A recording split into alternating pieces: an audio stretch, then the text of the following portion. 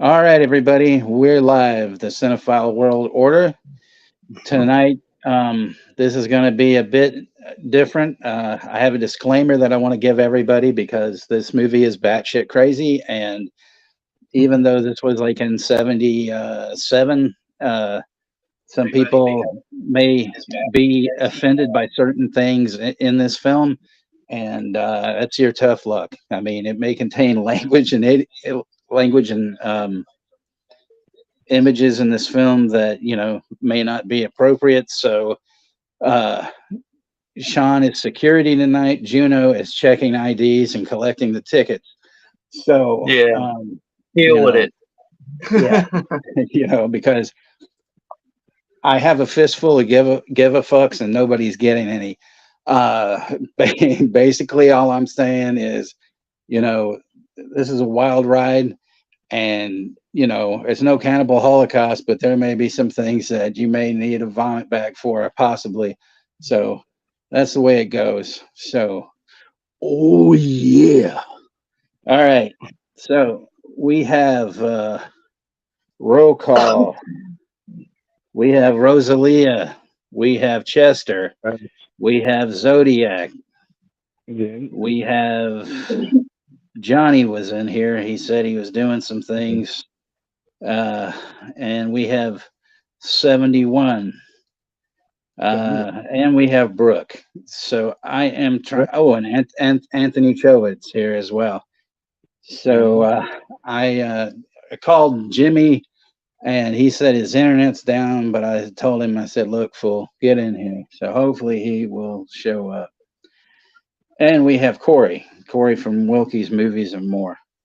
All right, Corey's a good guy, man. He always shows up if It's he fun. even if he doesn't stay. So, all right. We'll probably get this started in just a little bit. I hope everybody's having a good week so far. I mean, my week's, been okay, and, that was a great stream the other night, Gino. I really enjoyed it, of course, until the end. Oh, and we have Honky Digital. Thank you for coming in, brother. You know, Thank you. Yeah, that was a great tryout for me during the watch party. Hope everybody enjoyed it. so Yeah, I mean, it was a while since I've seen part five, but you know, like I said, I enjoy some of the kills in it, the practical effects, but there's some things I kind of forgot with it, and yeah, movie is what it is, man. Especially how like I did mention a couple times how like they just snipped that franchise basically like right at part four, and they just expect to Mhm. pick it up again from where it left off, and it just doesn't do that well at all. Yep. and Rianne's here too. So we are, getting a full house, and Ryan. you know, you guys are great, and we love you all for doing. Yeah, Chester, you and I were kicking ass on that about those damn trolls. Oh man, I just hope we don't have any trouble tonight. But I'm ready to go all Roadhouse on some MFs tonight if that happens. So Yeah, everybody, something tells me that I think one of Juno's subscribers might be one of those spam people. yeah, that's what I And was something thinking. tells me that like by the end of the stream there when they all came pouring in, I think that one subscriber probably shared out his stream and other streams, and that's where they all came barreling in, I think. Yeah, yeah, yes, Zodiac. I am out of bubble gum, but Most yeah, of most of those most of them I didn't even know who the hell were most of them, and I saw like a troll like saying the same thing like repeated like 10 times. Like what the hell? so yeah, I was just, I mean, yeah, and I mean, and them throwing some dudes like some random dude's address out and shit. That What doesn't the fly fuck? with me. Yeah. No, this was Hmm. like a Oh, 70. But Yep. I've got a few treats for everyone tonight, and we're gonna go, with another disclaimer. Ladies and gentlemen, in order to achieve an R rating today, a motion picture must contain full frontal nudity, graphic violence, or an explicit reference to the sex act. Since this film has none of those, and since research has proven that R-rated films are by far the most popular with the movie-going public, the producers of this motion picture have asked me to take this opportunity to say, fuck you.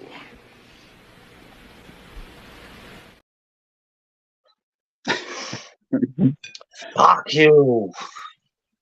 So this film is an R rating, and it's a very hard R. I mean, if they would have had NC-17 back in the day, I'm surprised it wasn't, almost an X. So, but we have, some, like I said, some special things, to show, and this is next. Swamp queef. Fucking swamp queef. Oh god. Just try to get that image out of your head now. Swamp queef. Fuck. Honky Digital saying, is Joseph's parents gonna let him watch this one tonight? I think this would probably ruin his life if he watched this one.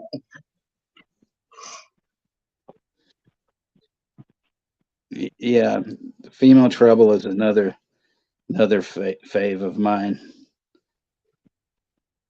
So anyway, let's then we had a visit with Belial, and he's got a new friend. Juno meets Belial.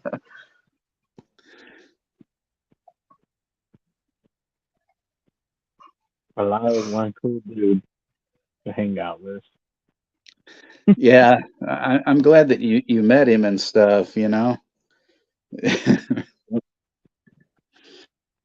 got some kick-ass shit. You got some kick-ass shit. You got some kick-ass shit. You got some kick-ass shit. You got some kick-ass shit. And apparently we've got some kick-ass shit. Who would have thought? Because of voting rules. That whole speech in Black Sheep is so good, man. I know, like, most people hate that movie, but it's really just that scene right there when he gets up on the stage and starts ranting. Like, that's really, like, the only scene I like in the movie. Was that the one that had Mudhoney in it? Yeah, because at one point they come up to him and they're like, yo, man, you're running for governor, man. Get out there on the stage. And they pull him out on the stage and give him the microphone. Oh, man. Then the kill Whitey thing after he's hanging out with those Jamaicans smoking weed and shit. I sure could go for some cupcakes or some peanut butter cups right about now. 'Cause I'm born in the USA.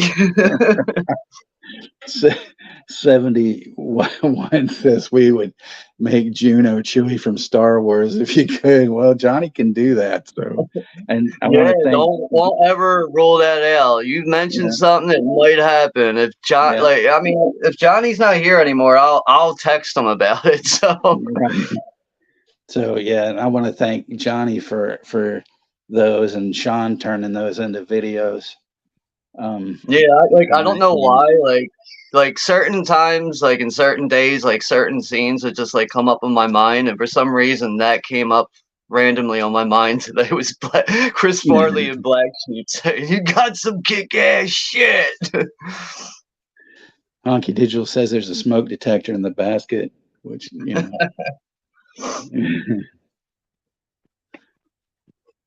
Smoke detector case.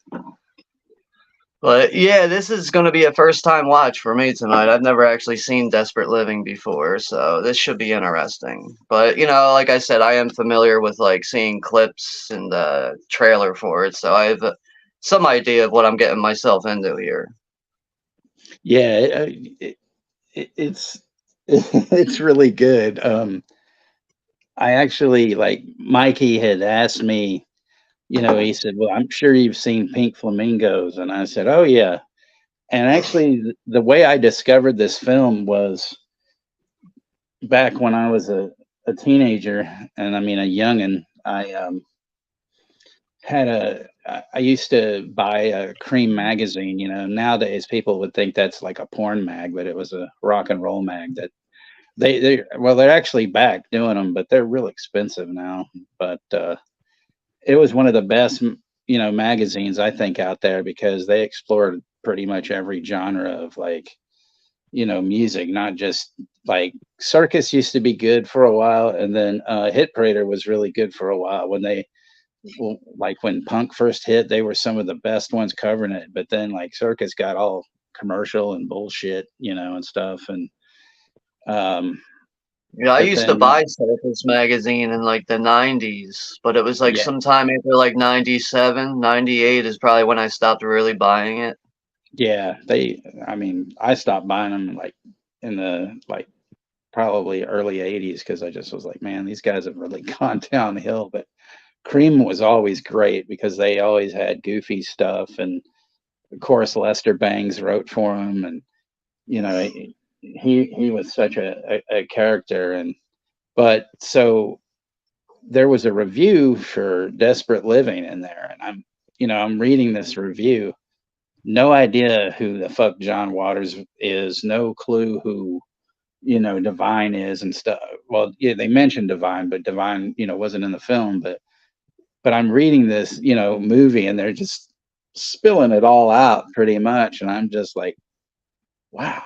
I'm like, and I'm thinking this can't be real. This sounds ridiculous. This is, you know, and then like, because there's no theaters. I think it's probably like midnight shows and stuff. Because Polyester was the first film that John Waters had that was released commercially into theaters, and so like I'm I'm trying to like hunt these movies down, and VHS wasn't kicking around back then either. So like the first Waters movie that I did actually see was Polyester and stuff. And I really I mean I was like, holy shit, this guy's hilarious. And when we went to see Polyester, it was me and a friend of mine that I've known pretty much since junior high, and then my mom and my stepdad. They hated the movie because that's the one that has the smell-o-vision card and everything. And they were just like, "This is awful. This is trash." And I'm like, "Yeah, that's what it's supposed to be," which they didn't they didn't get, and stuff like that. But it was funny as hell. I mean, I was just blown away. I'm like, this movie's insane, And so then after that, I think I saw Female Trouble, and then Desperate Living like after that. And I was like, man, I have to start buying his movies. And then I think it was around 87, 88. He was at this theater when I lived in San Francisco, and they had like a marathon of his movies, and he appeared there live and talked for a while, and he was absolutely hilarious. And he was on the verge of making Hairspray at the time, and he was telling everybody, "Well, I've moved to LA, and I don't know if I really like it yet." And I bought his book, Crackpot, at the time, and in that book, he discussed how he loved Herschel Gordon Lewis and also William Castle. So I was like, holy shit, like two of my other favorite directors and everything. So I mean, it was like, all right, that's it. I mean, there was no other way that I would ever, disavow, him, because he's like incredible. He's still funny as hell, and Yeah. so that was all that. It's funny you mention Circus magazine though, because like like just like gave me flashbacks of like, you know, like being in high school, riding a skateboard, smoking weed, you know, up to no good. But like we would hang out with like, you know, like a crew of people, and we'd always be near like a 7-Eleven or something like that. And then like we'd be outside the store like skateboarding, smoking weed, being dickheads basically. And somebody would eventually go in the store and buy that magazine, and then we'd all be passing it around looking at it and shit. It was like every time we'd meet up, like somebody would have a different magazine on them to take a look at and shit. Yeah, you know, like that's the same way I was with Cream, you know, but I just, you know, hadn't seen a magazine that would cover like these esoteric filmmakers and stuff. So it was great. And they, you know, and the writing just, you know, by different people most of the times was really hilarious. You know, sometimes a lot of interviews they would do with people just weren't straight. They were just like sometimes abruptly ridiculous, and it was probably like I was under the impression that some of them were probably like, you know, we hate these fucking guys, so we're just gonna, you know, fuck with them. And I mean, that's the way Lester was sometimes if he didn't, you know, like somebody, you know, especially Kiss. Oh man, he just ripped them a new one with like reviews and stuff. I feel like those magazines were kind of important though back then, because like it Oh really yeah, was another source of learning about like other bands that you might not be familiar with, or like even movies and shit. And just like, you know, there's all types of shit that they, you know, have in there. There's like articles and stuff, but like you take the time to actually go through these magazines, you can end up like, you know, discovering something new. But and nowadays it's right there on your cell phone, you know, you don't need a fucking magazine anymore. right. Were they similar to Fangoria? Like Yeah, the Well, but may, Fangoria was straight horror movies though, like as they came out in the months and everything and hyping things up. But yeah, on the lines of that in a way. yeah, I'd say in a rock and roll sense, yeah. Yeah, Cause yeah. I never seen those magazines. And those look cool, man. Like it's just like it gives me vibes of Fangoria, man. It's just like, damn, I want to read some of that shit. Hit Parader was like I said, they were like circus. They went, you know, they were really good about the punk thing for a while, and then they just went to shit. But they they had like this is one of the funniest things I remember. They, you know, they would have all these capsulated like record reviews, and Hmm. there was a band called 3D, I think, or something like that. The review was just Jew Wave. That was it. And it's just like, wow, what the fuck, you know? But they'd always have these great like Ramones interviews and stuff, and you know they had, you know, great articles for like a long time, and then it just went. But oh, and another one that was great was Trouser Press. That was an amazing magazine. And like if you were a subscriber, you got like a flexi disc with every issue, and it was always, you know, some up and coming band or something. And um then they just decided to stop the magazine and whatnot, because I had a subscription for several years, but they were really good too.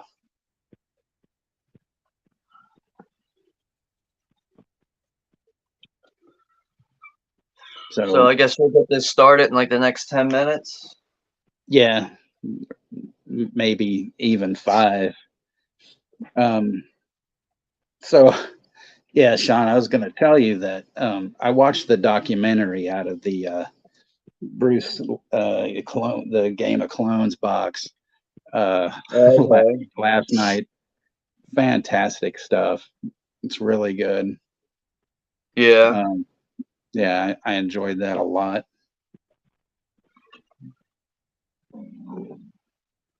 But you know, man, my phone is acting weird tonight on this. It's like it wants to shut off, like I'm not doing anything on it.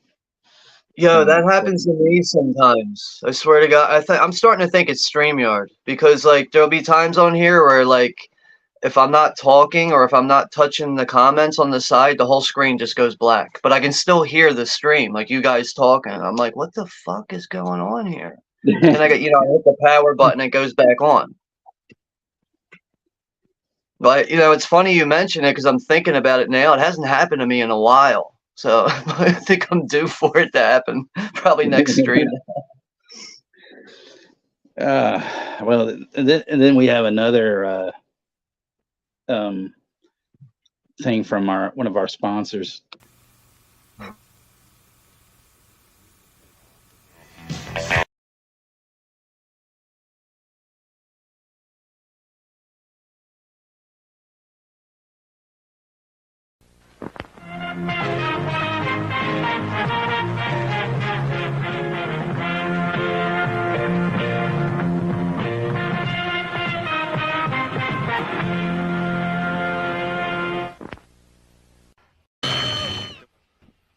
Ray Dennis Steckler.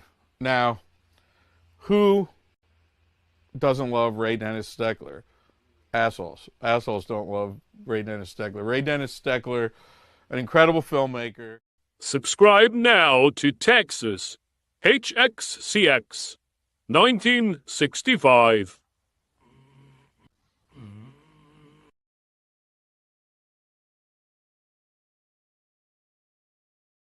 Yeah, Rosalie has got some good one-liners and alternate titles going tonight in the chat, man. She's killing it right now. She said Mad Max Chode Warrior. Oh yeah, that's a great one. Mad Max the Chode Warrior. Fuck. Mad Max a ball bag saga. That's a good one. Mad Max a ball bag saga. Yeah. I forgot to mention everybody. I forgot to mention that I did see that prequel of the Omen movie. Yeah, so did I. I finally sat down and watched it on Look Movie. It's pretty interesting. One thing I'll say about it, man, that the main girl in it, man, she gets licked a lot and randomly kissed a lot and smacked in the face a lot. I was like, yo, this girl is like taking like all this like subtle abuse throughout the movie and just like, hey, whatever, I'm still here, I still want to be a nun. But other than that, I did enjoy the movie, but in a way, it doesn't really feel like an Omen movie to me. Yeah. It feels like, just like a regular possession kind of film, I guess you could say. But I don't know. It didn't really feel connected to like the franchise, I guess. Yeah. My opinion about it, because I know everybody were asking me like, oh, am I going to see it? I finally got to see it. I thought it was a pretty decent movie. It wasn't a piece of crap or anything. Like, to me, I actually like it better than Exorcist Believers, because to me it has a better finale than Exorcist Believers. Yeah, because it's like the same thing dealing with possession and stuff in it. But I just feel like it does have some good premises, but it just feel like, do we need a prequel to The Omen? Like, it was more mysterious with just The Omen, where you don't know who Damien's parents were. Like, it's just more mysterious. You know what else kind of felt out of place about it? Remember when the one girl's like, hey, let's go out and party or whatever. They go out and party that one night, and they go out to like this like underground club. But isn't this supposed to be like years and years ago? Like, it looks like the most modern club ever. Like, it looks like they jumped from like present day to like, all right, let's go to modern day club, and then when we're done, we'll go back into our time machine. And like, I just felt a little out of place when I saw that. Yeah, sometimes prequels kind of do kind of like continuity jobs in their settings, where sometimes they forget to like change some cars or some clothing or some background materials. Like, there's some mistake that they do that in some other prequels. Yeah, that can happen sometimes. Usually comes down to a budget, or can't find the the authentic things from that decade or whatever. But like I know like you usually see like like in like the Conjuring movies, like you'll see like Yeah. all that stuff is on point. Like usually it seems like all the Warner Brother movies at least, like they don't play that shit. They make sure that all that everything in the backdrop's perfect looking, and then it's right present time. Yeah. So we've got Joseph in the chat, and we have Movie Odyssey. Welcome, guys.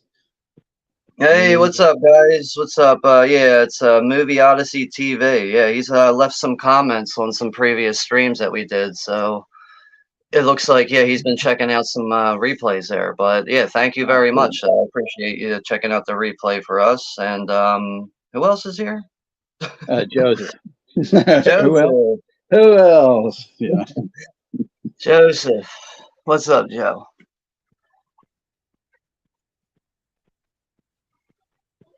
Joseph, I've got to say that between Art the Clown or Michael Myers, I have to say it's Pinhead because both of those two don't matter to me.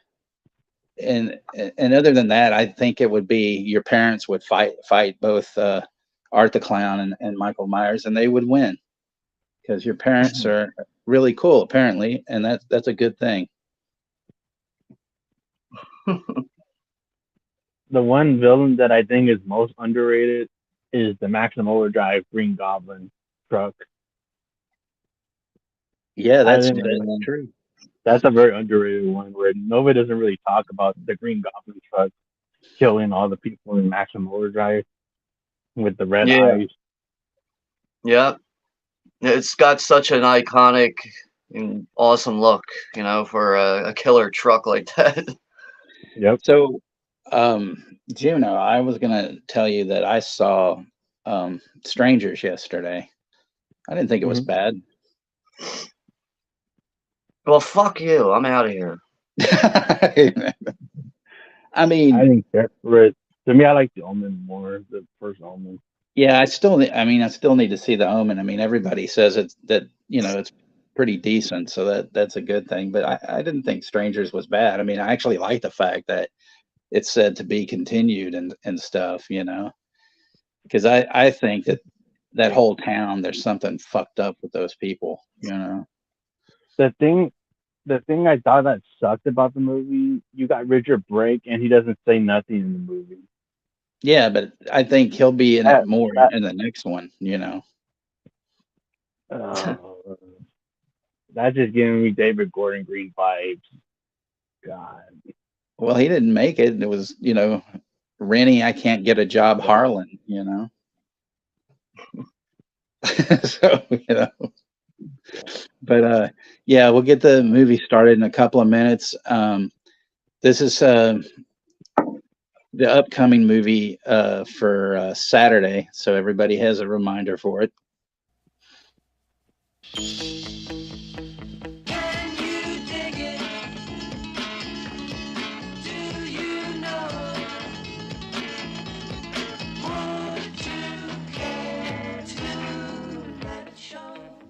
Not since the Ten Commandments. If you liked Covered Wagon,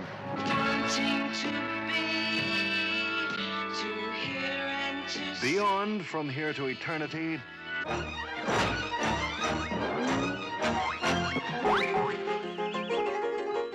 they can't be the Marx Brothers, they're too young. Columbia Pictures presents The Monkees. Mickey, Davy, Mike, Peter in Head. That's right, Head. What's it all about? Only Victor Mature's hairdresser knows for sure. Are you kidding?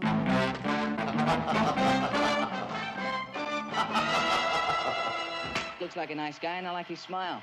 Go on, see if you can hit me just once. Just once. Don't, Davy. Please don't.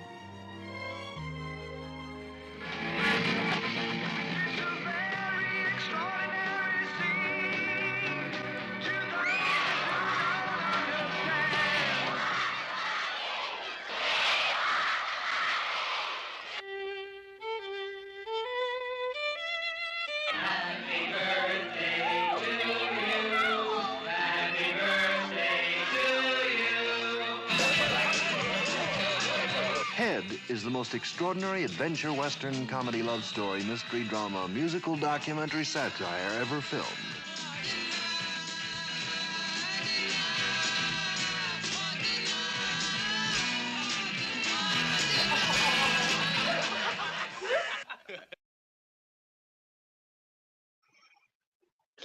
Okay, so that will be Saturday, 9 Central, 10 Eastern.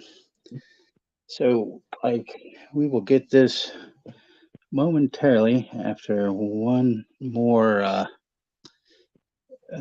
little pause. And Joseph, close your eyes. It's contagious. It's outrageous. It's John Waters' Desperate Living, starring Hollywood sex goddess Liz Renee. Oh, that support feels heavenly. Susan Lowe as androgynous Mole McHenry. If you don't give me the sex change, I'll cut off your Peter and sew it on me myself. And Mink Stoll as hysterical outpatient Peggy Gravel. Get out of here, you stinking piece of flesh. Yes, they've all had a lot of desperate living. Ah! Oh, God! Find 'em, feel 'em, fuck 'em, forget 'em. Is that your new motto? Ah! I'm a man, Muffy. A man trapped in a woman's body. Follow the dead-end road to Mortville, USA. Look around you. It's a village of idiots. Caesar and fuck her. Mortville, the bad taste town. Dinner served. I'm really not that hungry. Are you infectious, honey? I don't know. My saliva tastes funny. Watch the most perverse sex acts ever brought to the screen. Harder! Harder! Step into a world too desperate to play by the rules. It isn't very pretty what a town without pity can do. Desperate Living, featuring Edith Massey, the Egg Lady, as Queen Carlotta. Hi, stupid! Hi, ugly! Don't miss this rabid feast of cinema decadence from the creator of Pink Flamingos, John Waters' Desperate Living. It isn't very pretty. Coming soon from Saliva Films. All right, so Hey, Joseph, you can watch this movie. It's rated E for ew.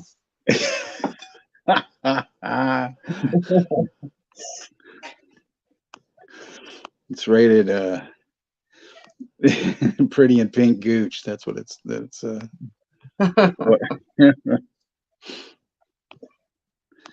Good. You're gonna need 2 boxes of popcorn to get through this. Yeah. If I was offended by this, I would need a huge bottle of vodka, but I'm not, because I love this movie. Yeah, popcorn and a pair of surgical gloves. Yeah, definitely. All right, so if everybody's ready, hopefully I will do a 10 count and we will get started. I just gotta fix this volume.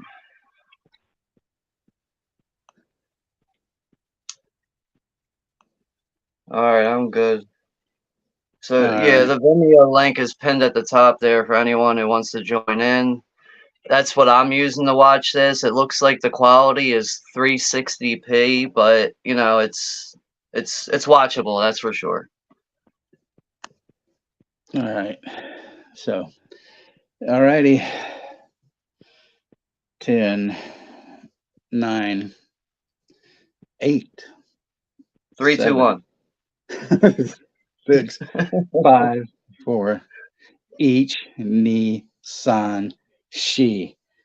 Press play. Konnichiwa, bitches. Yep, that wasn't Japanese. That's about the extent of a few things that I know. Konnichiwa, Dangpa Hajima, Yangangseo. I used to live next door to Japanese people, so I figured it out after a while. So they have the New Line intro, the version I have that downloaded. And you know how they always say yes is hi. So you can always confuse a Japanese person that doesn't speak English and go hi, and then they'll look at you like you're saying yes, and they'll look all confused because you're not saying anything else, and then you're actually saying hi. You know.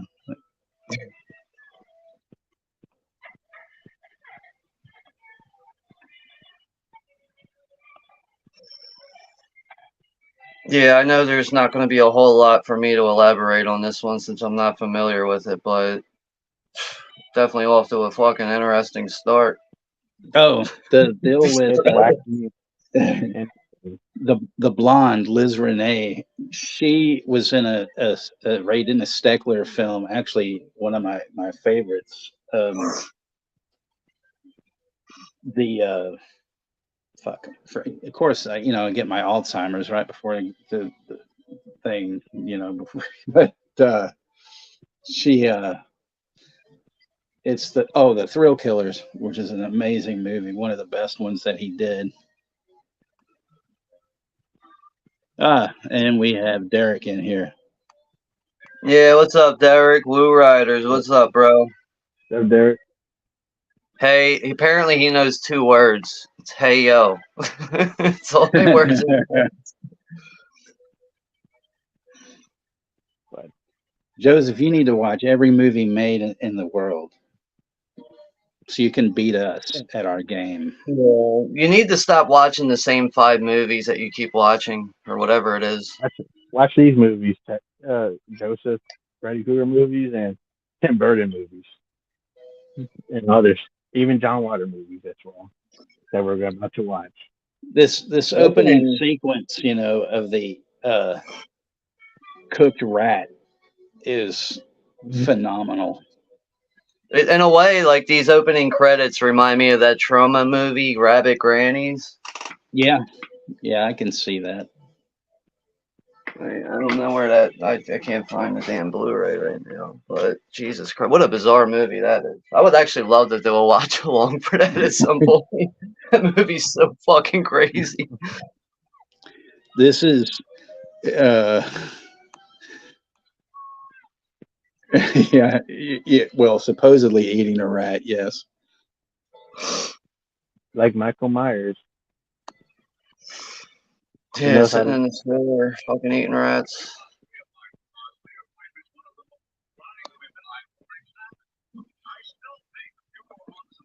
This opening scene is the fucking best. Mentioning putting his wife in his sanitarium. Remember when like that was a thing, Yeah. Asylums and shit. Remember that? I think we need to open them back up again.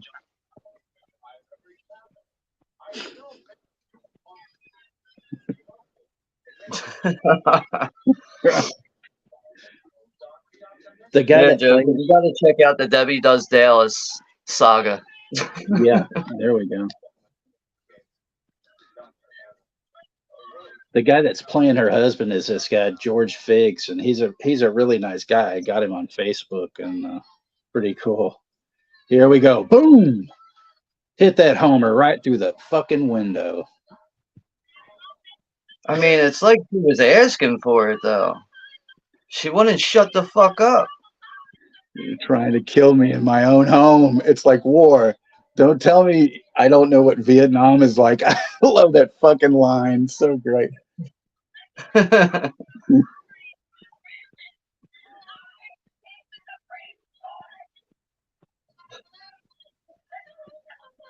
Yeah. You got enough allowance to pay for that. Leg brace? Does she have a leg brace on, or is it a knife holster?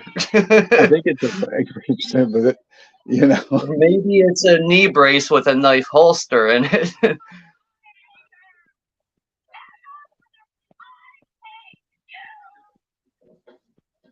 If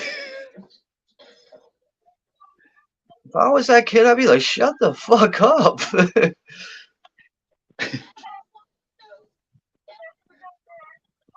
This isn't some communist daycare center. Tell your mother I hate her.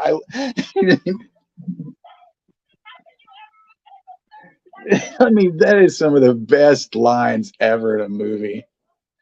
I wonder how many times they had to do this until she got it right with a straight face.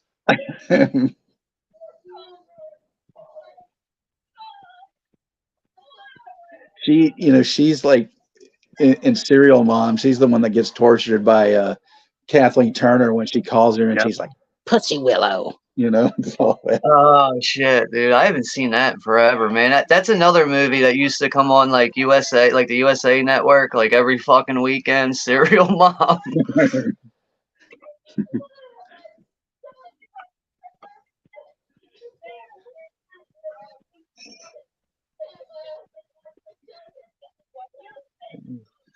Oh, God. Joseph said David Gordon Green is a good director. Ooh, what? I was like, holy shit. I prefer John Waters and Tim Burton.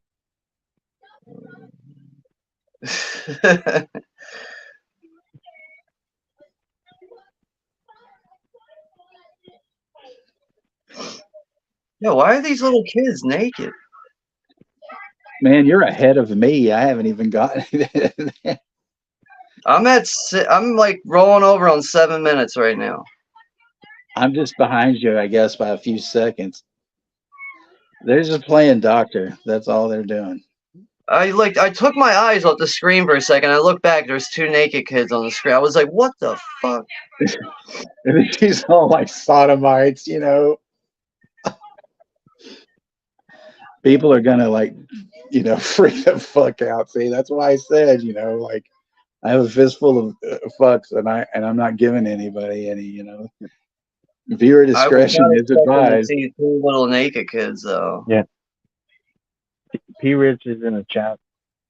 What's up, P. Rich? Yep, Mr. P. Rich. Yeah, I said hi to him a little earlier in the chat there, but pretty sure me and him are going to be doing the cable guide tomorrow night on his channel.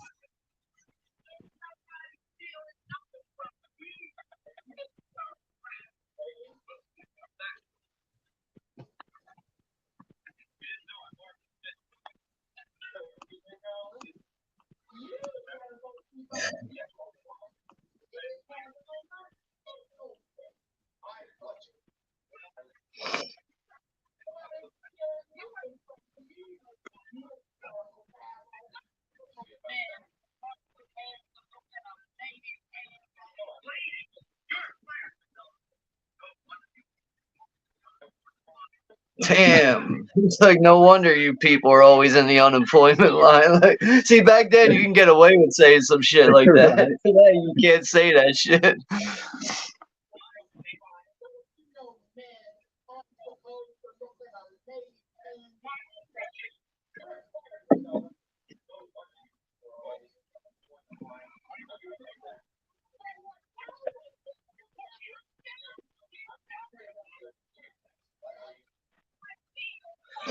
His 71 said, I think there's a crazy woman like this woman and her talent. She lives. You better fucking burn her house down, man.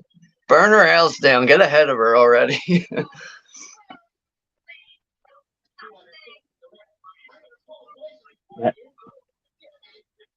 That blonde lady, check this.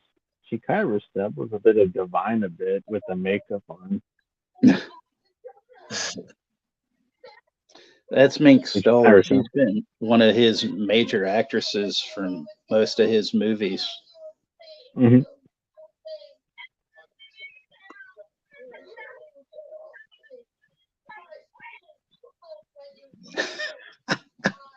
Rip your lips off. What if you like took this lady out and like you took her out of this movie, but you put her in the original Night of the Living Dead in the place of the other, Barbara? Man. Instead of the catatonic Barbara. Yeah, you just had this like, like super crazy lady, like, like her running the house as like the black guy and the dude downstairs are arguing. You see her arguing with them and shit. I don't know why I just like thought of that. It was like, what if like this lady was in Night of the Living Dead?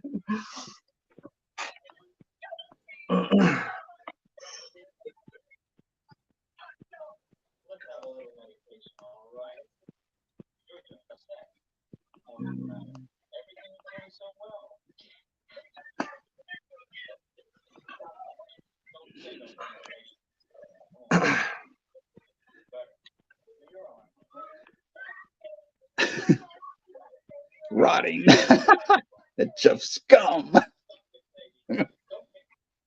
I still can't believe no one has put their hands on this lady yet. And she just poked him in the eye and shit.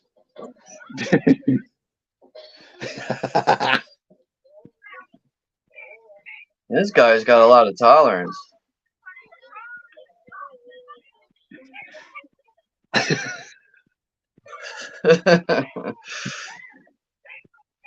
Griselda's had enough. Dead honky, you know. Did you say that? No, I just, I was like, wait a second, I don't think I heard that. I just decided to add that in. And then she sits on him, you know, and smothers him to death with her big ass. Big old stink face. What an epic getaway. God. Man, everybody's like ahead of me. That's weird. But I mean, I'm watching my DVD too. I don't know why that happens. Like there's plenty of times where you and I and Juno, we start the movie right on time and then it's like, okay, how am I like 5 minutes off? How'd that happen?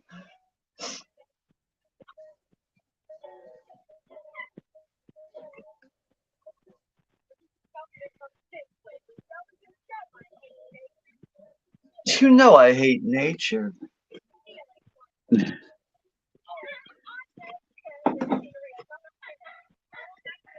Is that a dead dog on the fucking road? Yeah. Roadkill. Like the Beverly Hill buildings, let's pick up the roadkill and eat it.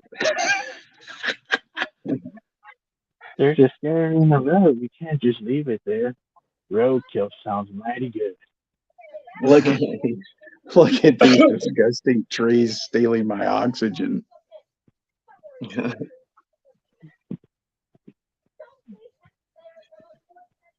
So that lady's managed to get through 13 minutes of this movie bitching and moaning about whatever it is, and nobody has fucking killed her yet. You know?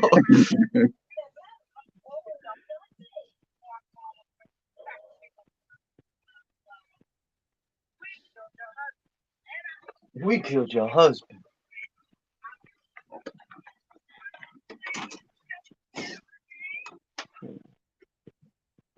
I know you never seen that Serbian film movie, Texas. Yeah, this is 10 times better. 10 times better than what? Serbian? Yeah, because this has a story compared to Serbian film, which is a piece of crap movie that has no story. Yeah, but I mean, there's just no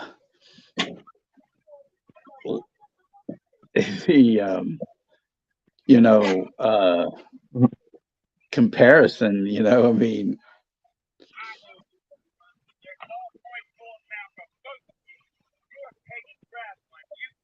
Because I know this movie does have some shocking stuff in it, but like, to me, this stuff has more entertaining stuff in it because it's just more entertaining. Where Serbian film is just a dumb movie where it's just over shocking crap, where it's just not even a good movie with a good story.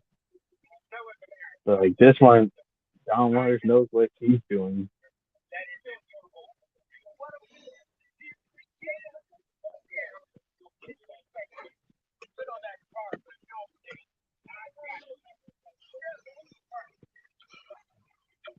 And I know there's some other crap that's like similar to Serbian film, which I'm not going to mention.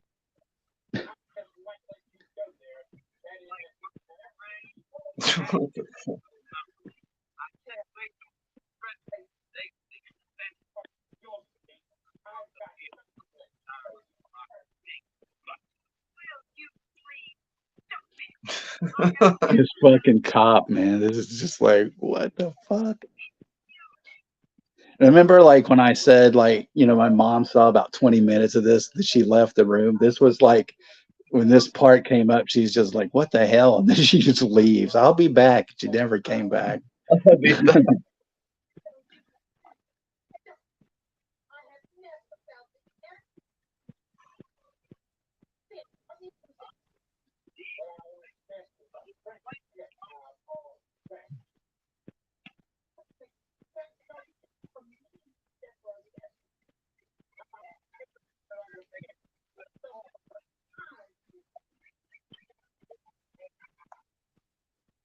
Sorry to hear that, Derek.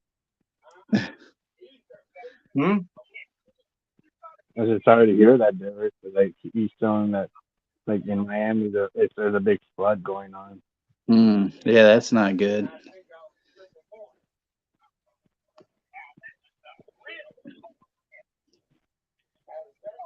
Yeah, that's definitely an area where like Miami gets hit with like hurricanes, yeah, heavy floods and shit like that.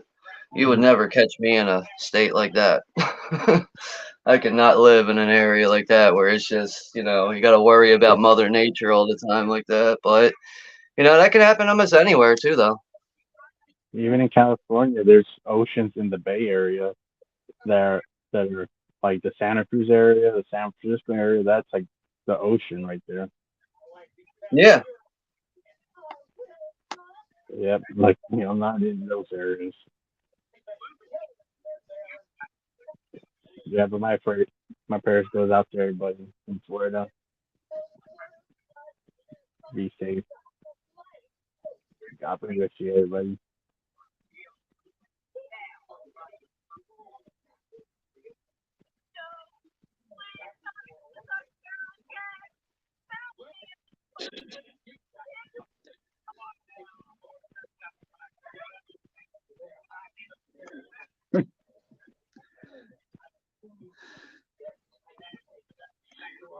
Yep.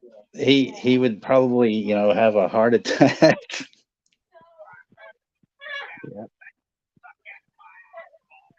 But yeah, it's getting dark. Exactly, Ryan. It's true. This movie has something for everyone. Yeah. This, To me, this is the I think fucking stuff. this is This the is more fucking of a kitchen sink. This is more of a cameo movie than anything that I've seen worse than this. Like, because I've seen stuff that are really bad and uncomfortable to watch. Like this one's an Academy Award entertaining movie right here.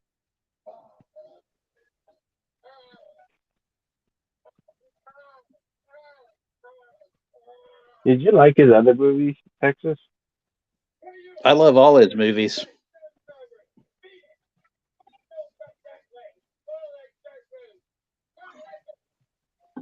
You ever see that movie Santa Sangre from like '89? The Joe I haven't, Rodowski but movie? I need to. Dude, that's something like if you're a fan of John Waters, you need to see that movie. Seriously. Like Yeah, in a way, like besides it being in another language, it almost feels like I'm watching a John Waters movie throughout it. I need to definitely pick that up. I think I'm gonna during the Severance sale next month pick that up. Yeah, I had that on Blu-ray somewhere over here. Fuck is it? Here it is. I And actually found this used at an FYE years ago for like $10. This not bad. Blu-ray. Yeah, but very bizarre movie, but at the same time, pretty interesting. Bizarre shit going on, but pretty interesting too.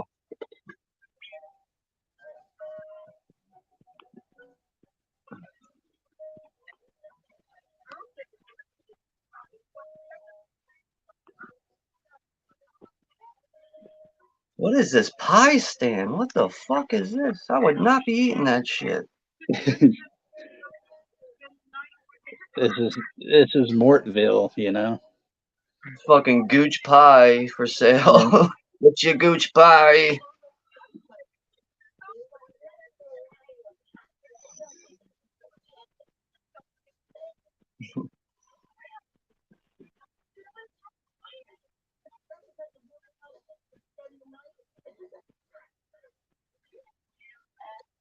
Yeah, I remember him grinding my feet in his couch. Fucking show never gets old. The Chappelle show. Yeah, I grind my feet in his couch. Charlie Murphy. Charlie Murphy, unity, bitch.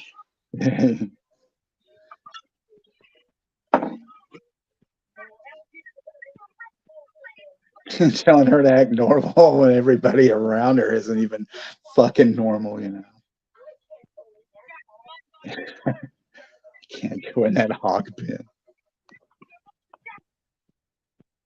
Yo, has John Waters ever made a movie with Paul Rubens? No, that would have been excellent if he had, though. I just feel like like an actor like him should have done a movie with a guy like John Waters. Like I don't know. I feel like John Waters could have utilized Paul Rubens really well. Right.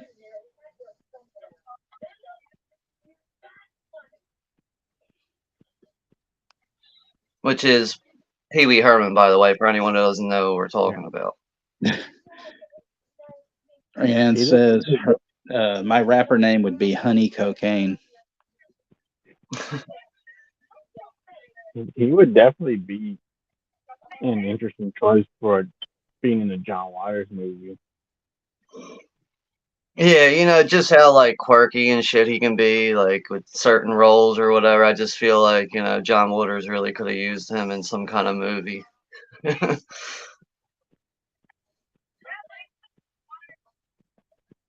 Yeah, my last tenant shot himself here last night, left a mess everywhere.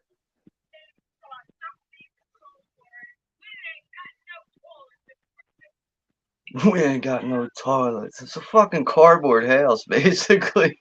Right.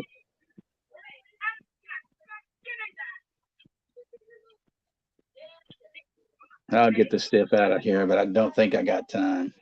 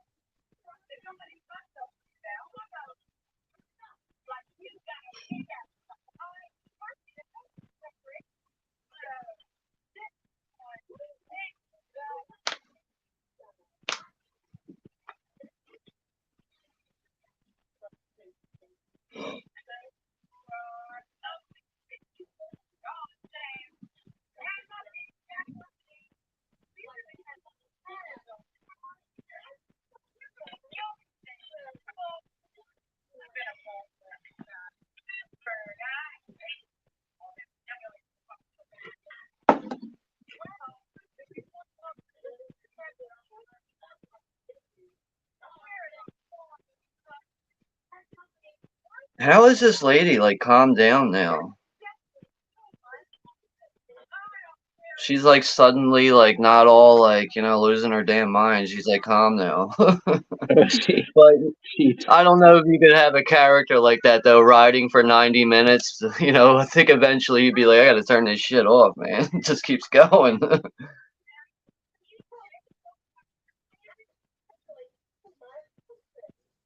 Are they eating roadkill? Yes. Very good, Granny.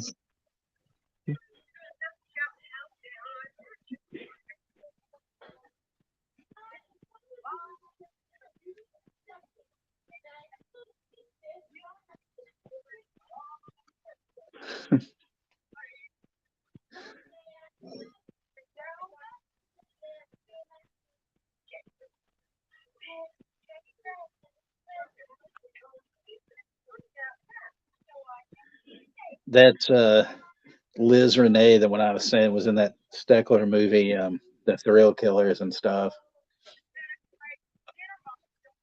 Yeah, she does that, hi, and shakes her by the shoulders and stuff. And I'm surprised she didn't flip out.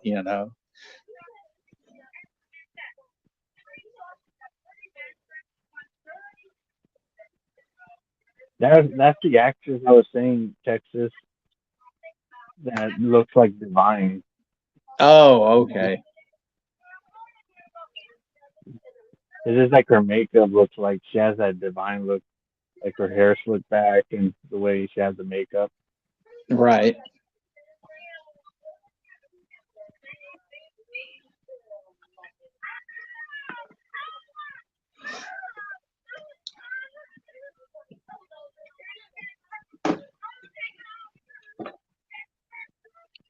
I'll be right back. All right.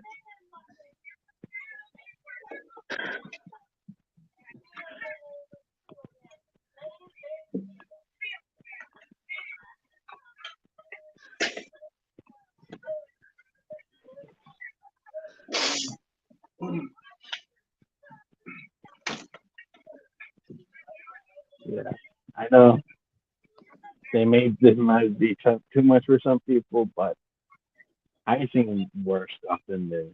That there's one movie that I almost puked. So I stopped the rest of the movie, and that was Salo.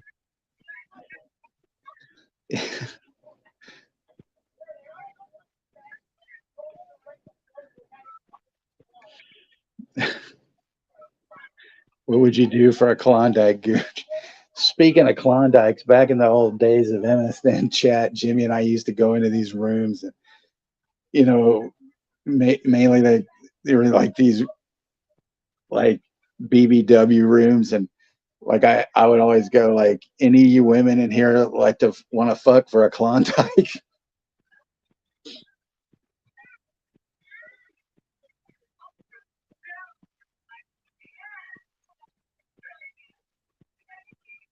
I tried to get him in here 71, but he said his internet was down. So I don't know. Like, Have you seen the movie?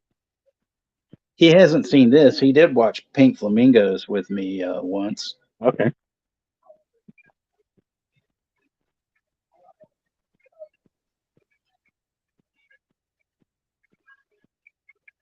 Movie basically like his early movies, because he's always called himself like the Pope of Trash, and they were like, really trashy films. And then he decided to, kind of go commercial with Yeah. Hairspray, and it got, pretty big. And speaking of Hairspray, Juno, Mhm. I was thinking because, New Line put that out, and then they put out, Nightmare 5, which we, watched.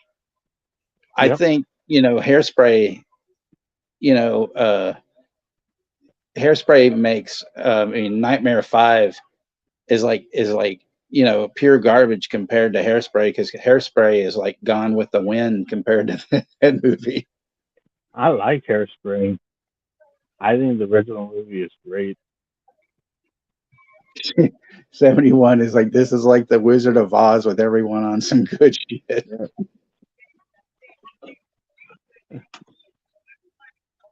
I like Hairspray. I enjoy it. It has like some good music in it and good cast in it. And then this is where we get the introduction of Queen Carlotta, played by Edith Massey. It's the one that's like consulting people and shit. Yeah, and the funny thing is, she didn't like doing this because she was a real sweet person from what I always heard. She even owned like a secondhand shop, and she would actually like give shit away, and not, people would say, how much is this? And she's like, oh, you can have it, honey, and stuff. And it's like, you know, make, making Mink Stole eat those roaches and shit. Yeah. This movie like makes me think that like maybe this takes place in the same universe as Salo, 120 Days of Sodom. It probably could, because like they're eating some fucked up shit. but she is so, I mean, good in this, but like in Female Trouble, she's so funny because like her like nephew is like this straight guy and he's a hairdresser, and she keeps telling him, that she goes, how I wish you were Nelly, and you liked men. And he's just like, and Ida, that ain't for me, that life ain't for me. I'm not into dudes, stuff.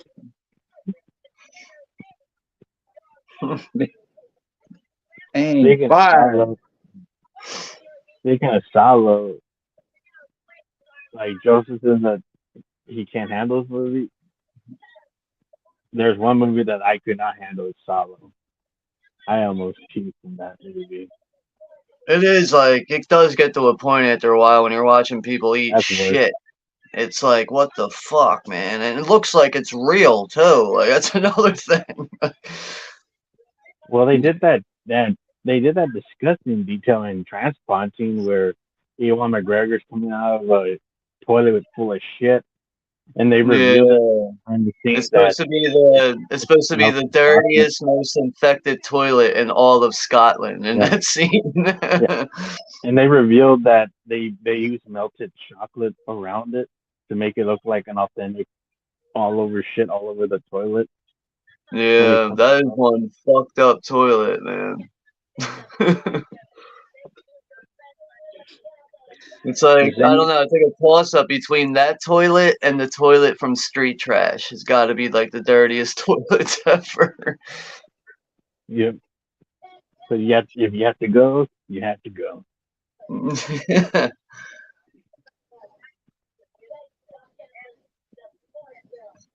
Yeah, Brooke, I do that quite often. Does anyone else go through your day and add gooch or queef to stuff? I do. Yeah. I mean, that's why I sent earlier in the stream. It's why I sent Texas that swamp queef photo. It just came to. I was like, swamp queef. Let's create the artwork now and put the title font there. So weird, the synchronicity we have, same age for me when it changed my way of life.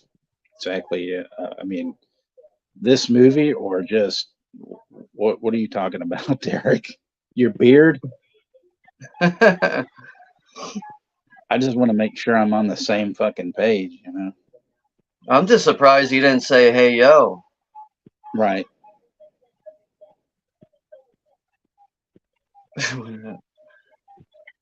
This woman that played her daughter, the princess, Marion Vivian Pierce, she's kind of been a regular of his for a long time, but I think she got kind of ill and she would, he'd put her in like small kind of cameos and stuff. The one thing about Edith Massey is that she, in Pink Flamingos, she plays the daughter of Divine's character, supposedly, daughter or whatever. And they, she's in this playpen and she always wants, she loves eggs. So she's always waiting for the Eggman. So she's always, Babs, the Eggman's here, Babs. Yeah.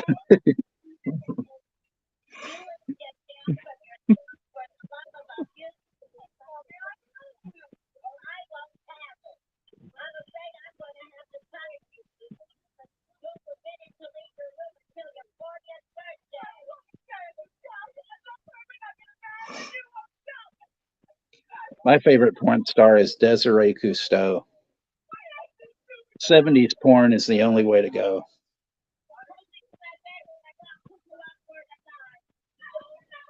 I like Sasha Grey, but she's kind of a, I don't know, like, I found her like interviews I read, she was kind of stuck up and stuff. So I was kind of like, eh.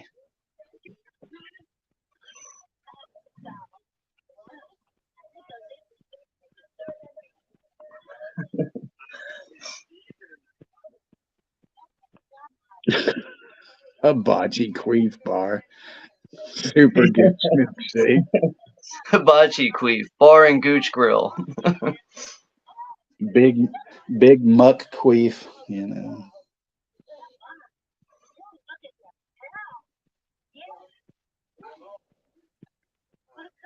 Yeah, I always think it's funny that all her guards are all these like leather dudes and shit. In hiker outfits that look all S&M. Super gooch.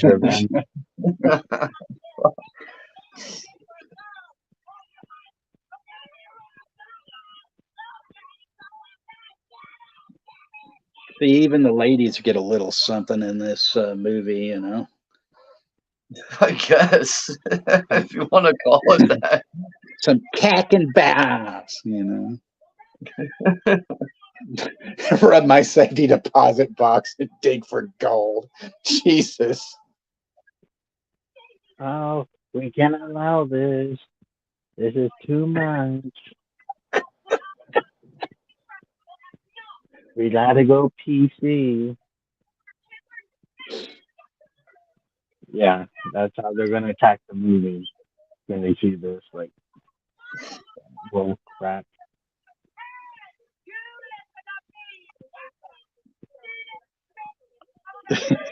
He was probably doing acid. Yeah, knowing him.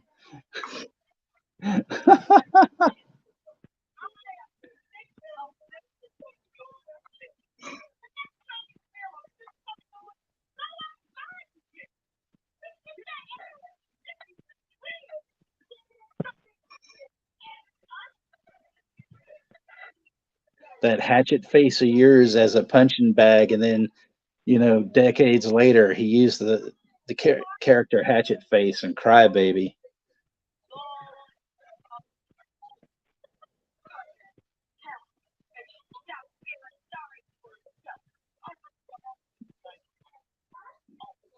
I think Gene Hill looks great in that fucking ballerina costume.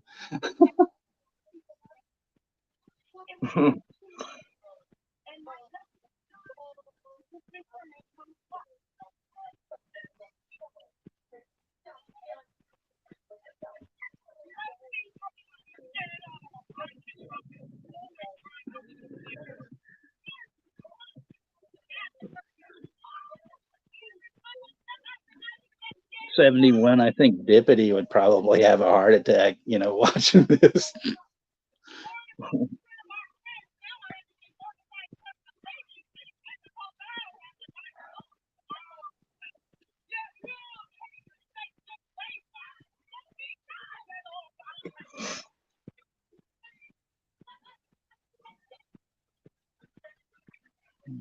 The man's got a drink.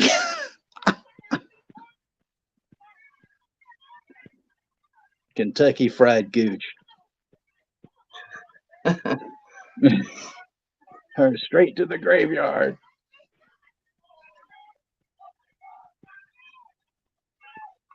Yeah, the babysitter and stuff, and then when they get here home, oh shit.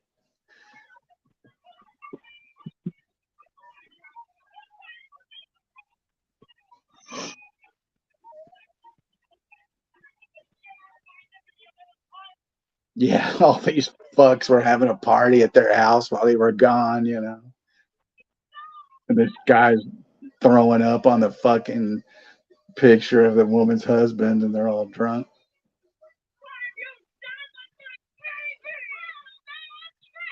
What have you done with my baby? I don't know. I'm tripping.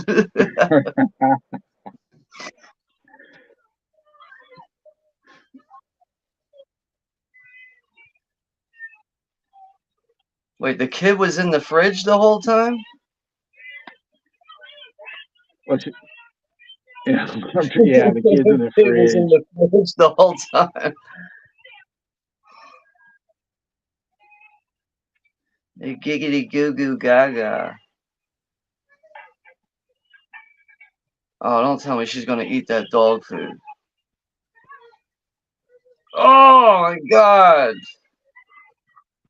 She just stuffed her face in that, whatever that fucking shit is. So don't pay Eat me. it. It's all Eat green. it. It's medicine. Knocked her ass out with that fucking frying pan and shit. Come on, bitch, eat some dog food. That's gonna be my response to everything, Brittany. Eat it. It's medicine. Eat it, you Into the bitch. dog food. The British Bulldog into the dog food. Into the dog food.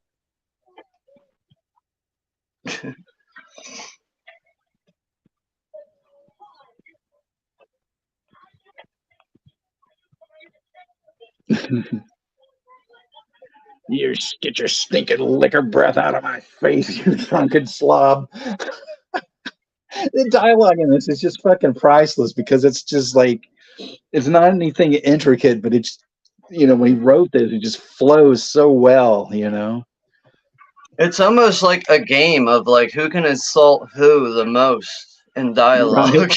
Right? Death by Gravy Train. Death by Chuck Wagon. Here, eat some Gainsburgers, bitch. Yeah, then she chokes him out with the fucking car window and everything.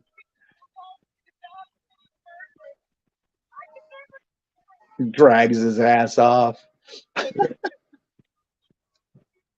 Who's the actor that? Who's the actor that plays that butch lady? Is that the same actress? That's Susan Lowe.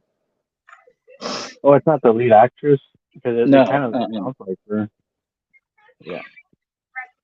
The dog food murderess. I love it.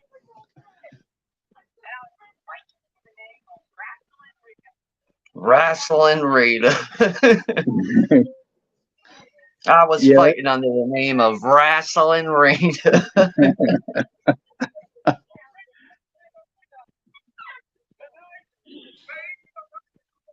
Two gooches, a girl, and a pizza place. Make it official. Two gooches and one cup.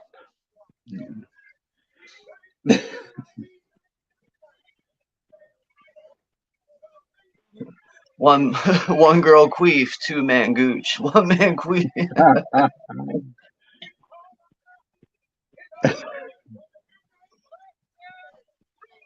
Big Jimmy, what I forgot, the human blockhead.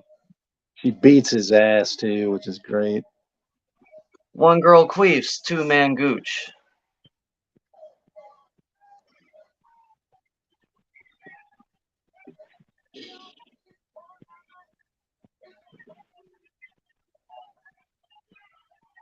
Wrestling Rita. Should have called herself Rancid Rita.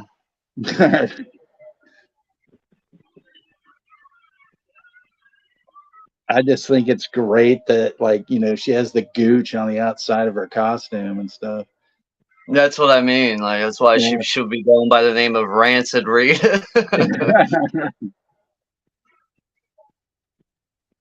Just dancing around in that fucking ring with the gooch hanging out all the way.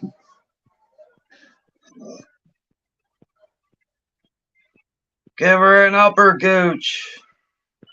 It's funny though. I've been to some independent shows like that, and in these like shitholes, like fucking like bingo parlors and shit. Yeah, I've gone to some weird places to watch bands play. That's for sure.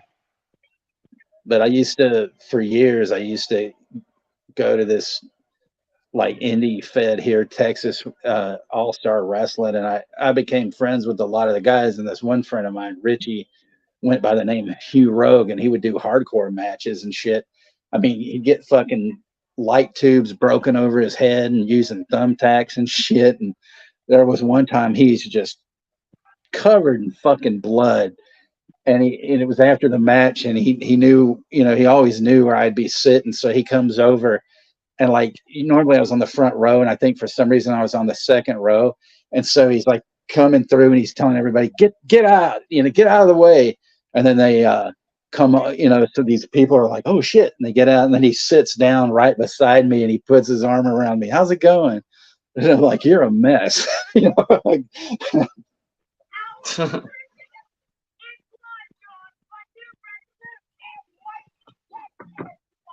He's still wrestling in Texas. I think so. He might. He doesn't wrestle for them though. He wrestled in NWA Mid South a little bit for that asshole Ian Rotten. But he used to have a huge feud with Necro Butcher when Necro was around and stuff. Did he ever wrestle Nick Gage? That I don't know. He might have.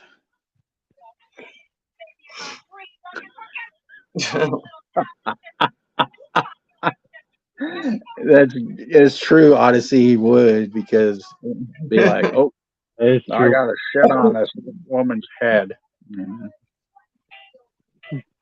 Oh man, now that black girl's naked, Jesus Christ. Rotten little town.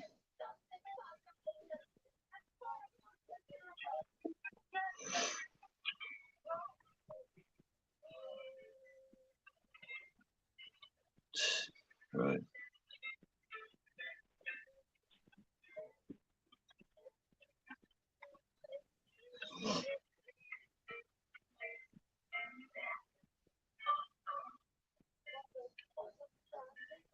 The black girl's so big, it almost looks like she's got practical effects on.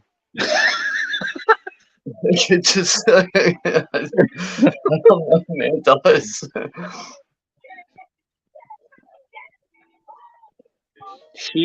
She was in his next one, Polyester, after that. And there's a scene where she has a small, scene, and she's chasing after Steve Baders because she's like waiting for a bus, and he drives by, and like they hit her with something, and she hops on this bus and drives the bus after him. And then when she gets him, she bites the fucking tire, and it blows up. And and the funny thing is, she actually really did bite the tire. She had to get some teeth replaced, but and Waters, he confirms it, like in the commentary, that she, he told her she really didn't have to do it, but she did it anyway, and busted the fucking tire on the car and shit. I'm like, holy fuck, That's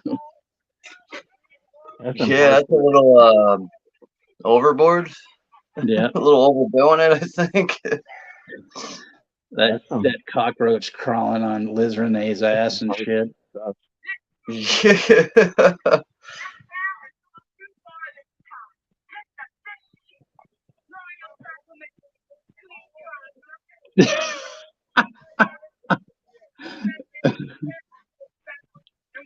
Hey, everybody was warned, so I'm not, There was a disclaimer. Maybe this is just a prequel to Pumpkinhead. This is how Pumpkinhead got created.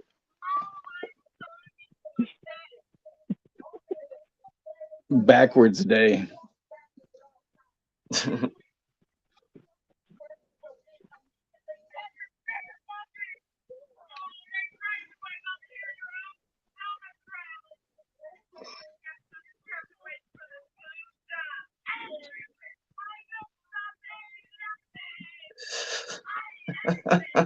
I wonder how much of this is improv, though. There's got to be some instances throughout this movie where it's just like, yo, keep the camera rolling. They're off script right now. Just keep it going.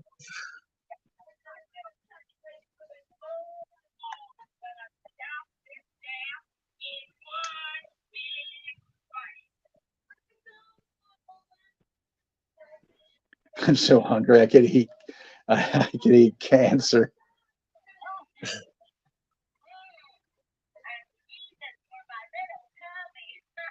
Is she eating onion rings with marshmallows? I don't know what that is. I'm not there yet. They got the mouse. It probably is. Yeah. That Look might be like some. onion rings and marshmallows or something. I don't know, man. Look gross. That Might looks like be some Shrek meal. That looks like Funyuns or some. something, you know. That looks like some Shrek meal. Where Shrek would Shrek meal.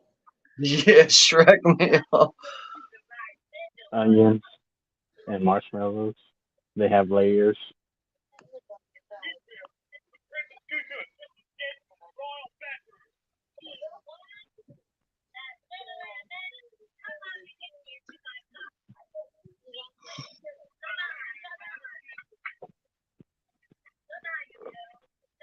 Come on, you goons. Yeah.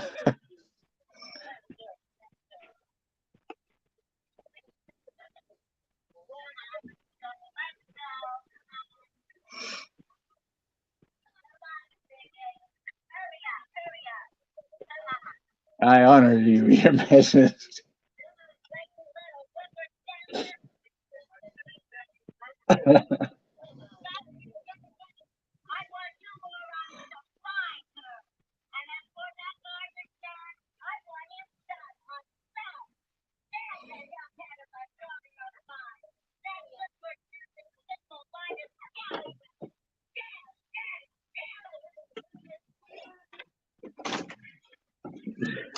Fuck you, mommy.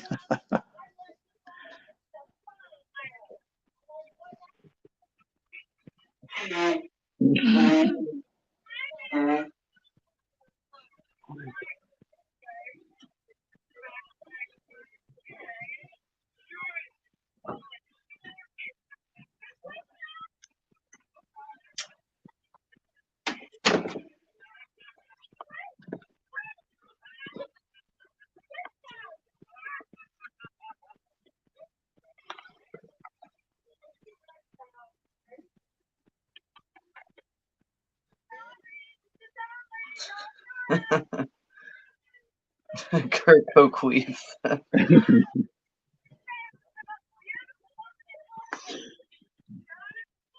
Smells like queef spirit. Yeah, there you go.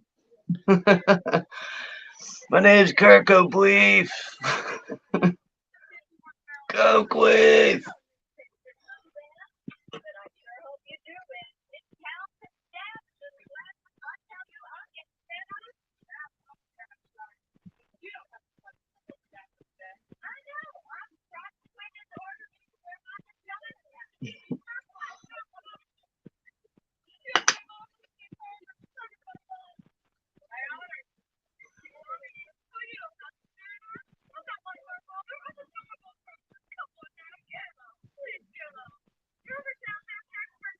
Yeah, this is definitely Wizard of Oz in backwards land. John Waters' take on Wizard of Oz, but in backwards land. Mixed with Alice in Wonderland, because you got the evil queen. Yeah, the evil queef.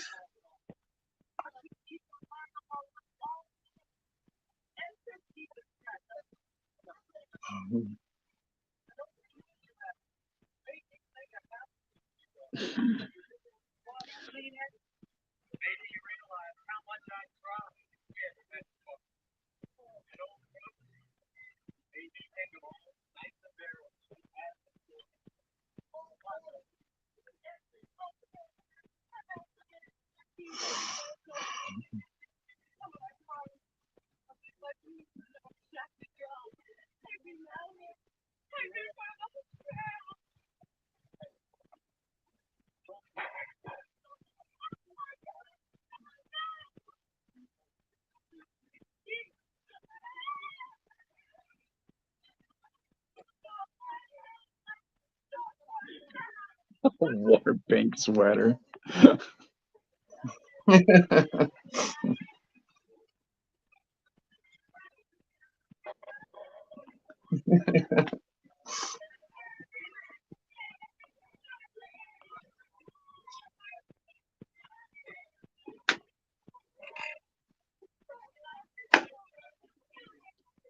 Baby better.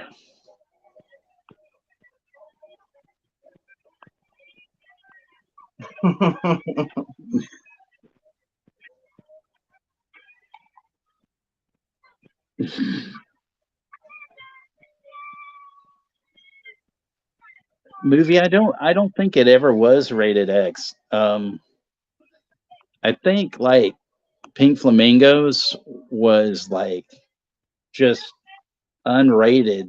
I know that word of mouth got around for that one, and it was shown a lot in like midnight shows, but I don't think this one was. I mean, it just says, the typical R rating on it, but I'm trying to find out more info on that right now. I think it might have gotten an X somewhere else in the world. Yeah, that could be.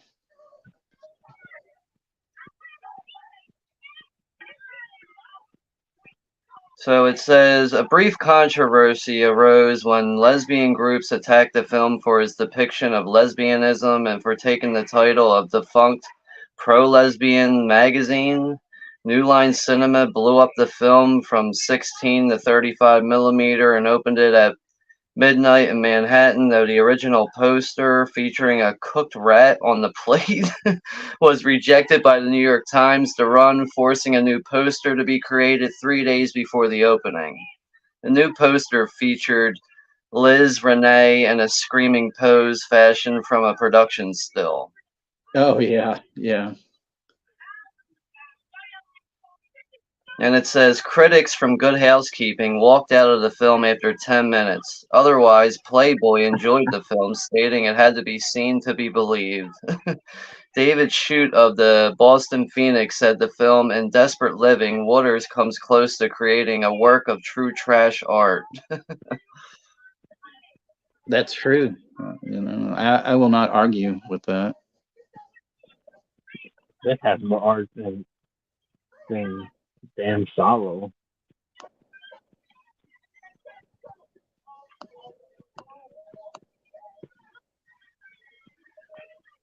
I don't understand why Sorrow is considered an art movie. This one's more of an art movie. Yeah, it's a different era of filmmaking. It is like an exploitation art film, but I don't know. I just can't watch people eating shit for a fucking hour and a half, 2 hours. Well, I can't do that. Like I got through the movie, but by the time I got through it, I actually felt exhausted. Yep.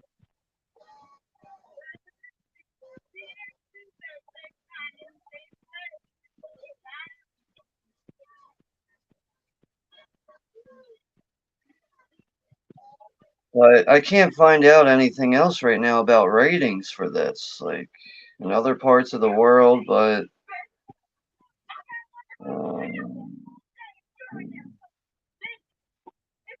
Smart.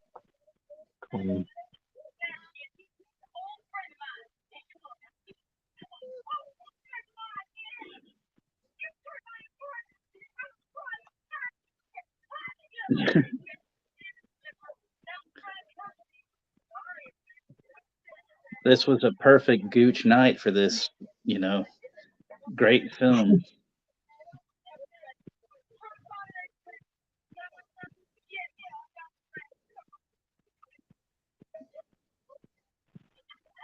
Oh, this one that's got that fucked up, like kind of fur coat looking thing, and she's got the deal around her neck. That was another one of his regulars, Cookie Muller. Unfortunately, she died of AIDS, but she was really fucking great. Like in especially Female Trouble, she was fucking really good. I think she might have been in Polyester, I think possibly, but I believe that's the last one. He actually had a couple of other people that were regulars that had passed on. There was a guy, David Lockery. Um, he wound up dying of a heart attack, I think, from doing like too many drugs, or he was or something. And then there was another guy that was in Pink Flamingos, who wound up going to jail because he was a drug dealer, you know.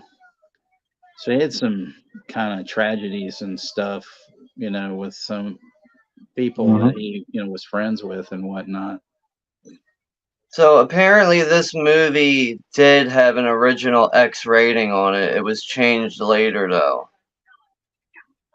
And it also says here this was John Waters' official last X-rated film in his career. So, like from here for like after this movie, he had no more X ratings.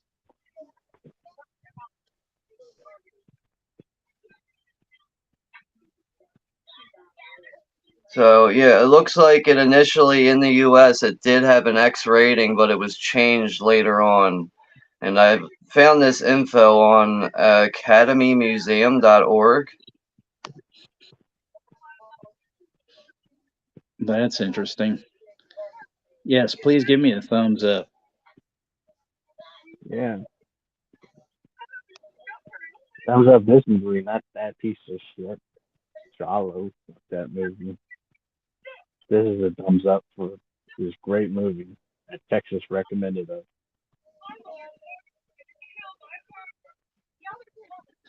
This is a perfect choice of a movie, Texas. Thanks. Well, I'm here to, you know, spread the disease of, you know, trash cinema.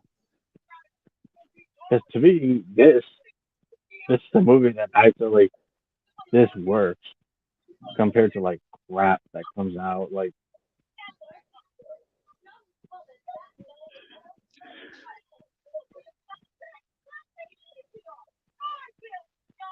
I would say, this kind of has a bit of trauma feel to it because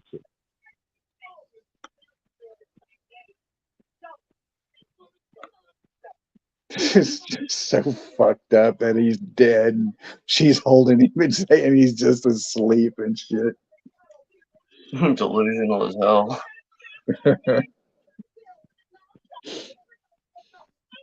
Everybody needs to see this at least once, you know. Especially at like a lot of the squares that we know.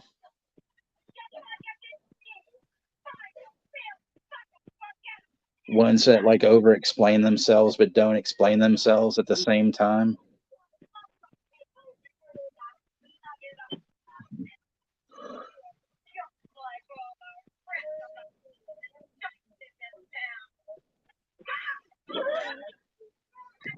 Like I feel like this should have been like, you know how like in the Devil's Rejects, like, you know, they go to stay at like a friend's house to like hide away from the cops. Like I feel like this is a place that like they would run into. Like, you know, the three devils, you know, three from hell show up at this house. Hey, we're on the run from the cops. Can we stay here? Are you guys lesbians? Tutti fucking fruity.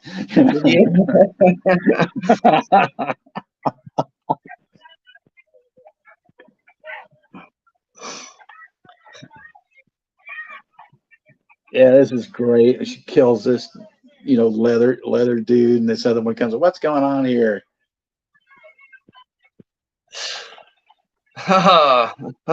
Go figure. Their cardboard house caved in. I never would have predicted that.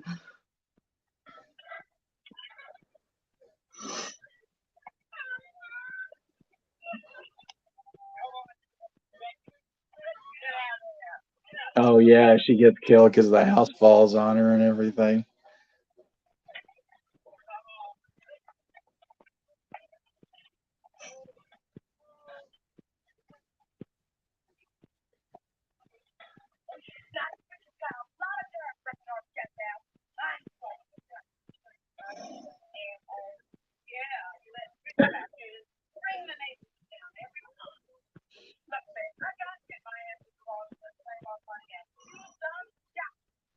hey there, bro.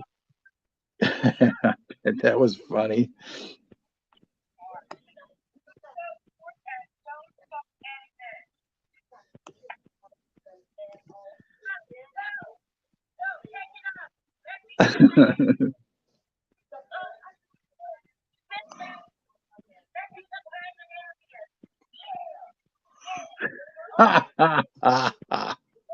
Chop top.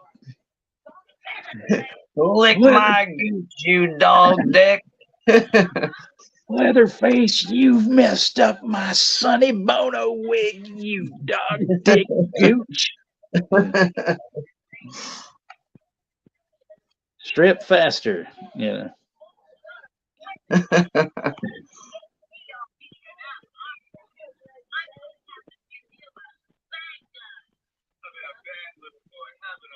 She's hilarious, man.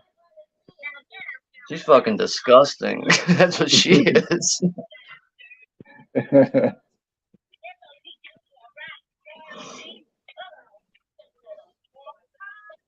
This guy's nose and his dick look exactly the same. Oh god. What's up, dick nose? What's up, Gonzo? She's spanking him and shit. Hilarious.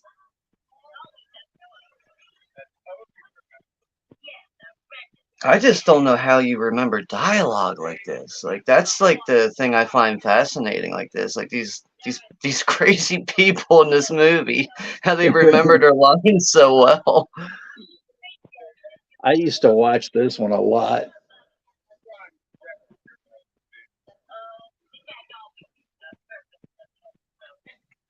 The last movie he did, he's actually working on something new, but it's been a long time. I think the last movie came out in 2006, possibly. A Dirty Shame.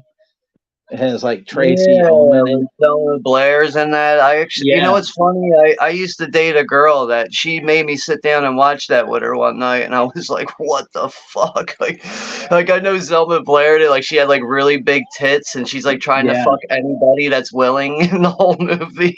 Yeah, because the whole thing is about people that get concussed, and the concussions make them want to have, sex and shit. Yeah. It's definitely a bizarre movie. Man. Yeah, that was a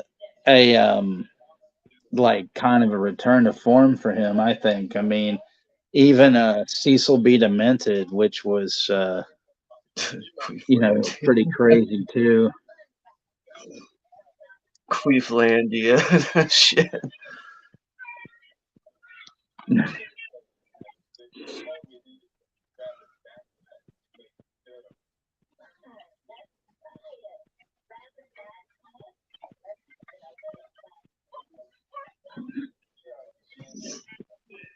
You're a genius, Your Majesty.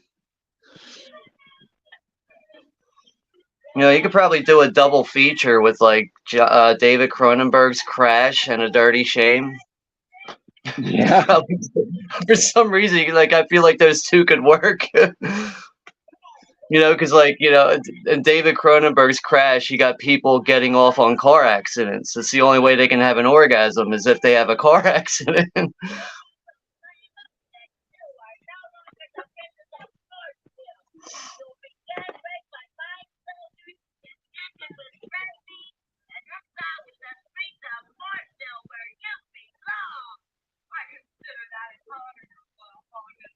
You royal hogness. I consider that an honor, you royal hogness.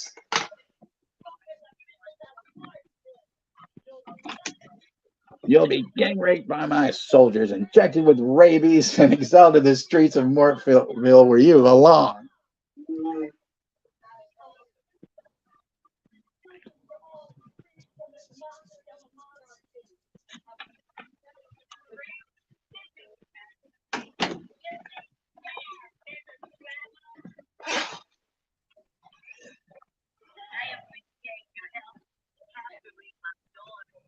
See, I mean, even lesbians complained about this movie, nowadays they probably wouldn't, Yeah, if they even know about it. It's like all those dudes that complained about cruising and shit, but now, cruising is like a beloved classic. Yeah, that's a good example. There are some that do criticize some movies. It's just Yeah, I probably have to agree with you there, Movie Odyssey, because Like, I mean, like, I actually, the first time I ever saw David Cronenberg's Crash, I found it on TV, and I didn't watch the whole thing, so I was kind of off on, like, what the whole movie was about. And then I saw Criterion release the Blu-ray for it, and I already had some of Cronenberg's films from Criterion, so I was like, I may as well, just try to add as many Cronenberg films to the collection as I can. And then I sat down and watched it, and I was like, holy shit, is this movie fucked up, man? Like, just the fact that these people have these really tragic and rough experiences with car accidents, and then it turns out of nowhere that they discover that they can only, have like a sexual desire to want to have an orgasm, but it has to be done through the process of a car accident. It's just like, what the fuck? Like, even the one scene when they walk into, it's like James Spader, and I think it's one of the Arquettes is in the movie. It's not. I think it's. I forget. It's one of the Arquettes, but they walk in the BMW car dealership, and they're in the showroom, like, about ready to get it on in there, and like the car salesman's like comes up, he's like, can I help you guys with anything? And they're like, oh, well, how's this car do in this situation? And they're sitting there like, like fully going at it. You can't do that here in the showroom, sir. It's a fucked up movie, man. Oh, But yeah, like there's times where like I will go through movies on my shelf to figure out what to watch, and I see that and I go, I don't know if I can pull that off the shelf again. Like, I really don't know if I can watch this movie ever again. It's so fucked up. It doesn't sound like a movie to see millions of times. Like, it looks like a one-time watch. Like, to describe how that movie is. It's put it this way. It is I would say it's a good movie. It's executed well for the bizarre concept that it has. Yeah. But the subject matter is hard to be like, you know what, I'm in the mood for this. Like, it's not something you'll probably ever find yourself in the mood for. But Cronenberg makes the movie work. That's really the beauty of it. He actually makes this bizarre concept work.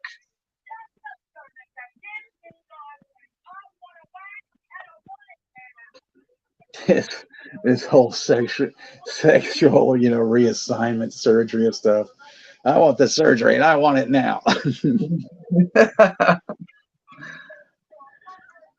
Oh yeah, because I know there's something else that happens after this. Something tells me that John Waters is really attracted to disgusting actors. Like, I think he like I don't know how he finds these people, but like maybe he like I don't know, pays other people to go find these people, because like, I mean, he always has the most disgusting people in his movies. Well, he and like Divine were like friends, like from like school, and I mean, and then I think that Divine was friends with Mink, possibly, and that's how they met. I just find it odd that he's able to have consistent people who are just ugh. Well, that was up until like I'd say like polyester, because I mean when he hit Hairspray, he had Sonny Bono and Debbie Harry and Ricky Lake. Ricky Lake, he was the one that got her career started. Yeah, and then like Serial Mom, like those are like, I guess you could say John Waters, but more straightforward and down to earth. I guess you could say more of like relatable to a bigger audience. Yeah. Because I can't tell you the first John Waters movie I really saw. But growing up in the 90s, the one that stuck out the most for me that I always like watched because I found it on TV a lot was Serial Mom.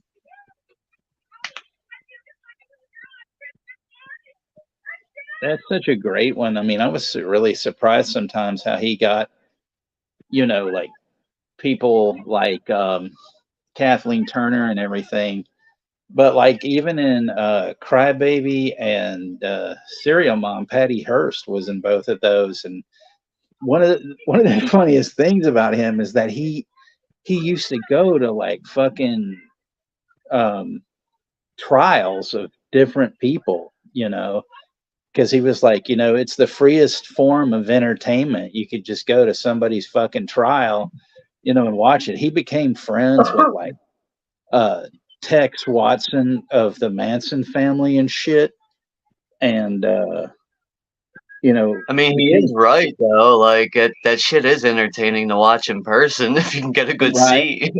Yeah. So I mean, he like uh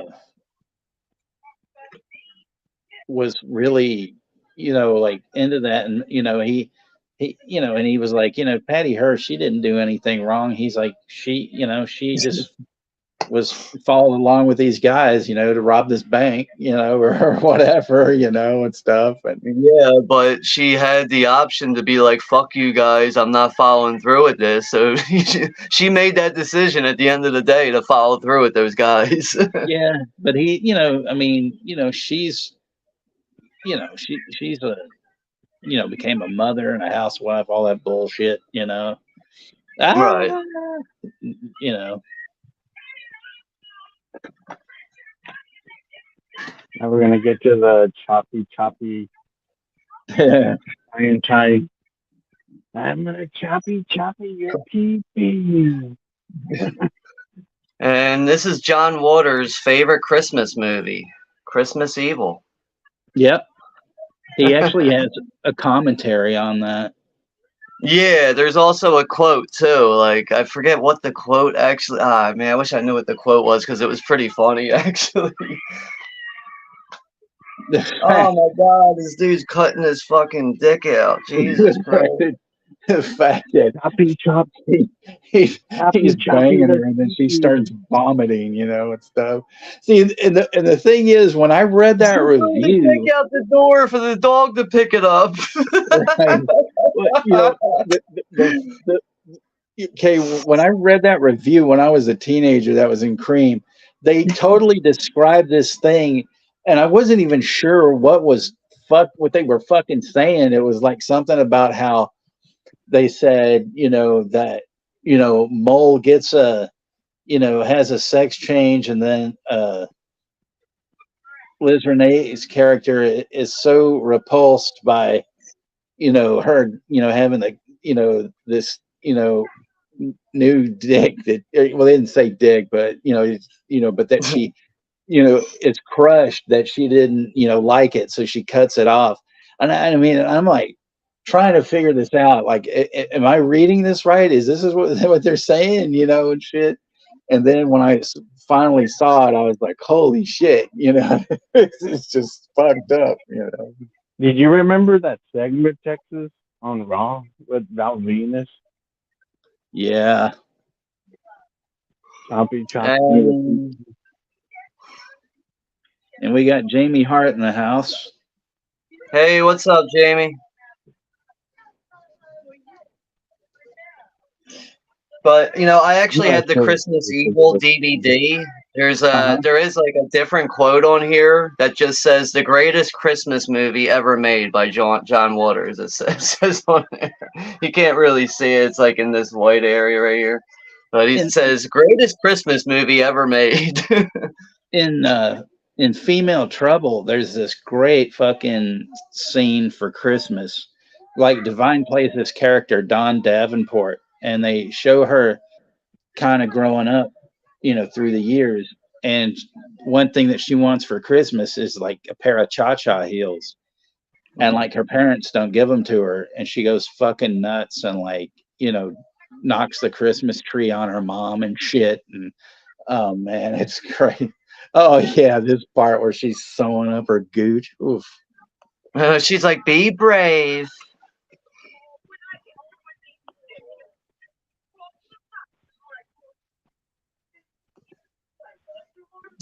It's fucking wild. What a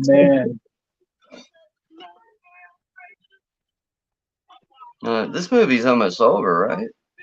Yeah. We got like 10 minutes left, I think.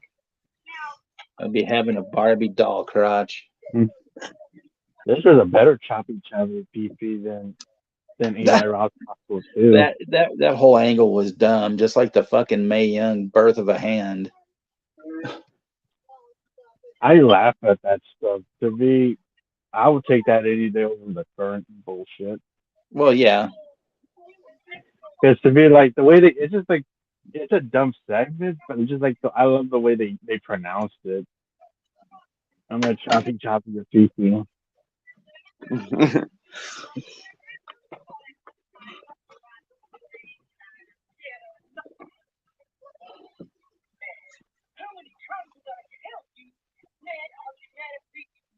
Men are genetic rejects. I wasn't gonna tell anybody, but I was raped by those lottery officials. That shit was funny. So, she birthed a hand while she was smoking a cigar.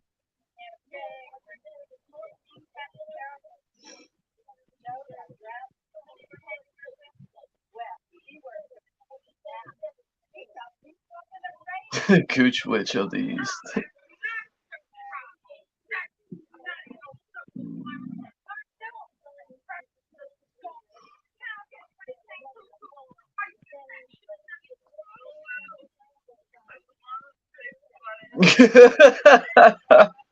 Are you okay, honey? Oh no, my saliva tastes funny. She got all this green shit coming out of her mouth.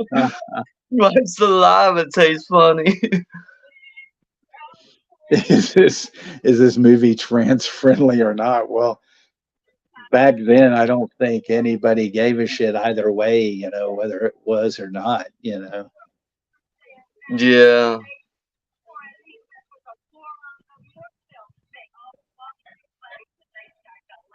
Now, if they make a sequel to this, it's got to be called Mortville, right? Yeah. Welcome to Mortville.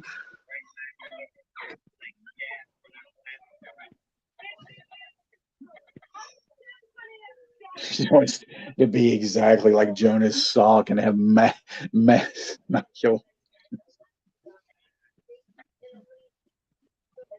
That's that's their Jonestown, Mortville, they're injecting people with this fucking,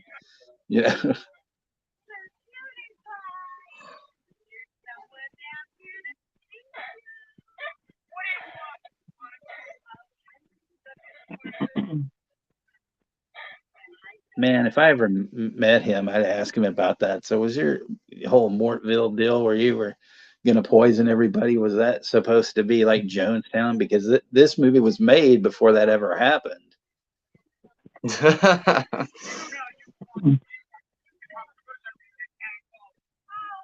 Be funny you get a response like, I actually get that question a lot.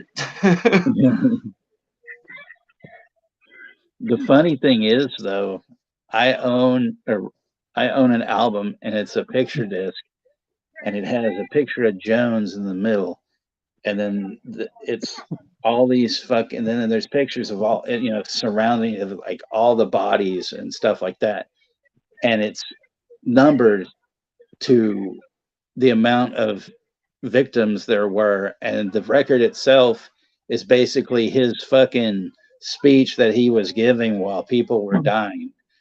And no, I've never played it, and I didn't actually buy it. I had a friend buy it for me as a gift because we saw it in a record shop, and I said, for some morbid reason, I've always wanted to own this. And then the next thing I know, it was like my birthday or something, and my friend goes, "Here, this is for you." And I opened it up, and I'm like, "Holy shit, you bought this for me?" I'm like, I'm never gonna fucking listen to this shit, right? It's just like, I know,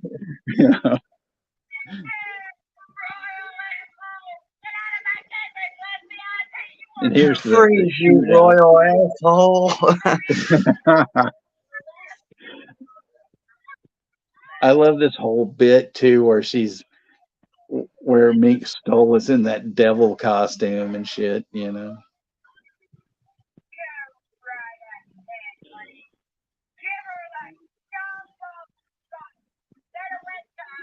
Your You know, story it's of like giving orders meatball.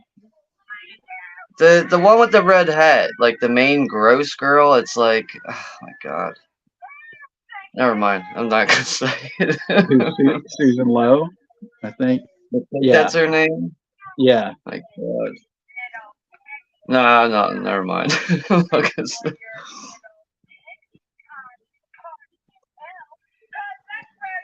Like a pair of goddamn Chinese finger cuffs. She's like if, like, you know, James Cagney was a lesbian. If James Cagney was a lesbian, this is what you would have right here.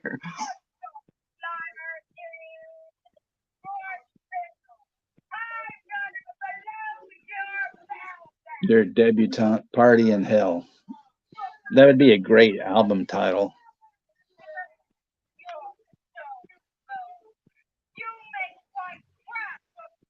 And like nobody can ever have a conversation without actually yelling at somebody in this movie. Like people are like 2 feet away from each other, yelling at each other. I can do like Kiss My Ass Club. See, the funny thing is, she was talking about how everybody was like communist in the beginning of the fucking movie, and then all of a sudden now she's saying a single gunshot can never, blow out the, stop fascism and shit. It's like, what?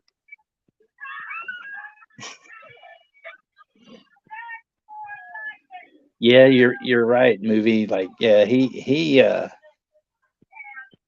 was a weird fucker, man. I've seen several documentaries on him, and there was one where he set up this like assassination attempt on himself to gain, more acceptance from like his followers and stuff. They were having like some kind of picnic or some kind of outing, and then somebody shot him, and like, the whole thing was, you know, made to look like somebody was trying to kill him and everything.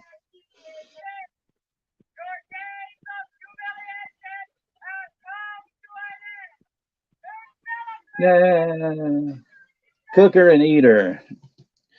You know what we should do a watch party for? The What's that? Devils. Ken Russell's The Devils. If we could find it. Yeah, I gotta find. You know what? It might be on Internet Archive. Actually, I think I remember seeing it on there. What year did it come That's out? another fucked up movie, though, man. Especially if you're religious, you don't want to watch that, man. Fucking Ken Russell, man, he was crazy as fuck. Yeah. I still can't believe though that he made a movie like that, and then he goes and makes this fucking goofball movie called Lair of the White Worm. Oh man, I hated that fucking movie, man.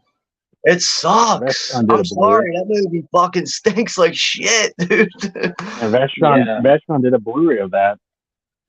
Yeah, I think it's out of print now too. It was like one of the first lines with Waxworth and Shopping Mall. Or no, you know what? That's one of the rare Vestron titles where you can't get the slipcover anymore. That's what it is. Yeah. Yeah, because it was one of the first ones that came out with Shopping Mall and Waxworth and Blood Diner. Like those were like the first few. And Lair Woman, where the hell the fuck do you call the title? Yeah, Lair of the White Worm or whatever. But I watched. See, I found it. I found it on DVD a couple weeks ago at a flea market, and it was like $1. I was like, I don't really remember this movie, so let's go back and watch it. And I went back and watched it, and I was like, what the fuck is this mess? Like, this is fucking straight up nonsense. Like, I can't believe this is Ken Russell. Would you say it's worse than Chud 2? Oh, that's a good question right there. Man. Fuck. Man, that's a fucking tough question right there, man. Yeah, Texas. I said to Sean, is it worse than Chud 2?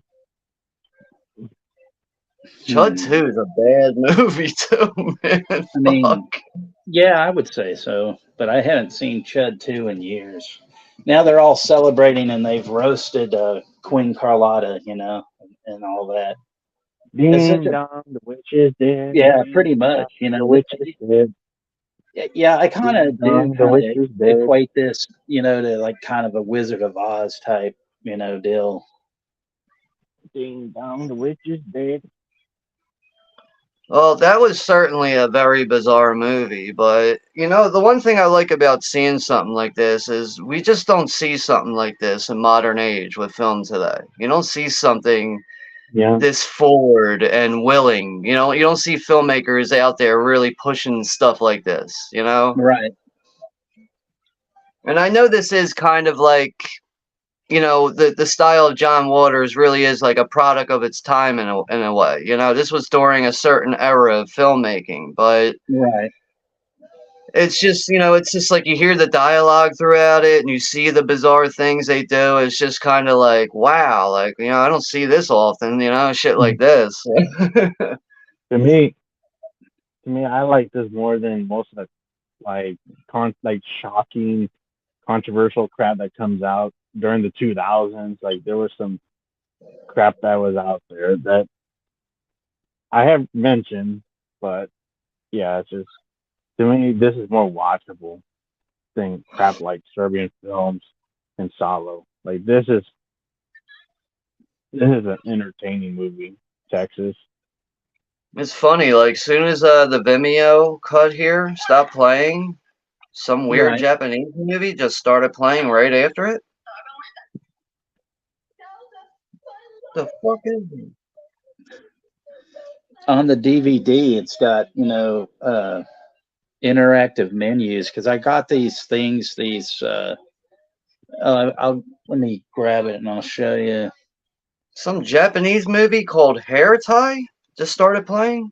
I don't know what the fuck this is. But I'm gonna shut that down. Yeah. That's the end of the movie, folks. Well, we ain't Yeah, going you guys in anywhere the yet. chat really came up with some hilarious one-liners into alternate titles tonight. That's for sure. Right. Especially even- Rosalie. I was like, at one point, I was like, yo, she's just gonna keep rolling with these, man. This was a great pick, Texas. Yeah, well, thanks. I mean, I'm glad that everybody stayed and, hung out, but I know that, we can always depend on you guys because you're like, our family and everything. So, this, this was fun.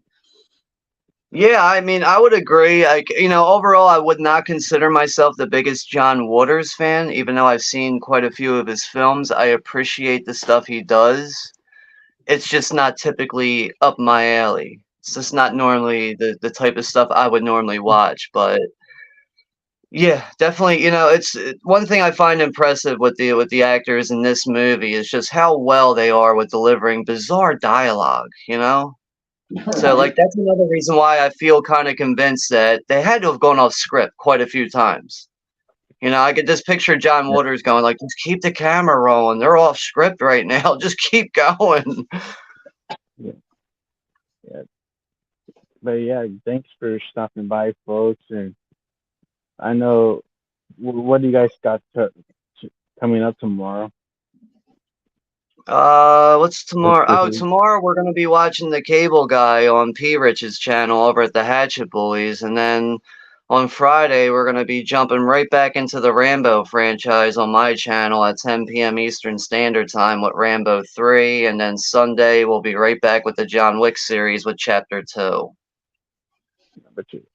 So tomorrow night. Wait, hold on one second. I think the time tomorrow night for the stream of Cable Guy is either 10 p.m. or 11 p.m. It's one of those times. But go ahead, Juno. Yeah, tomorrow I'm gonna. Oh, go ahead, Texas. Sorry about that. See, Sean, there was like 3 sets that came out with the DVDs. This one was Polyester and Desperate Living, and then there was Pink Flamingos and I think Female Trouble, and then Hairspray, and I don't remember what the other one was, but they all have like interactive menus and commentary and trailers if they're there and stuff like that. So I didn't even know. It looks like New Line Cinema must have gave John Waters like a multi-picture deal or something. yeah, after like pretty much they had like I think Polyester was the first one, and then they bought like pretty much his back catalog, I think, but I don't think they did Pink Flamingos, though I'm not sure.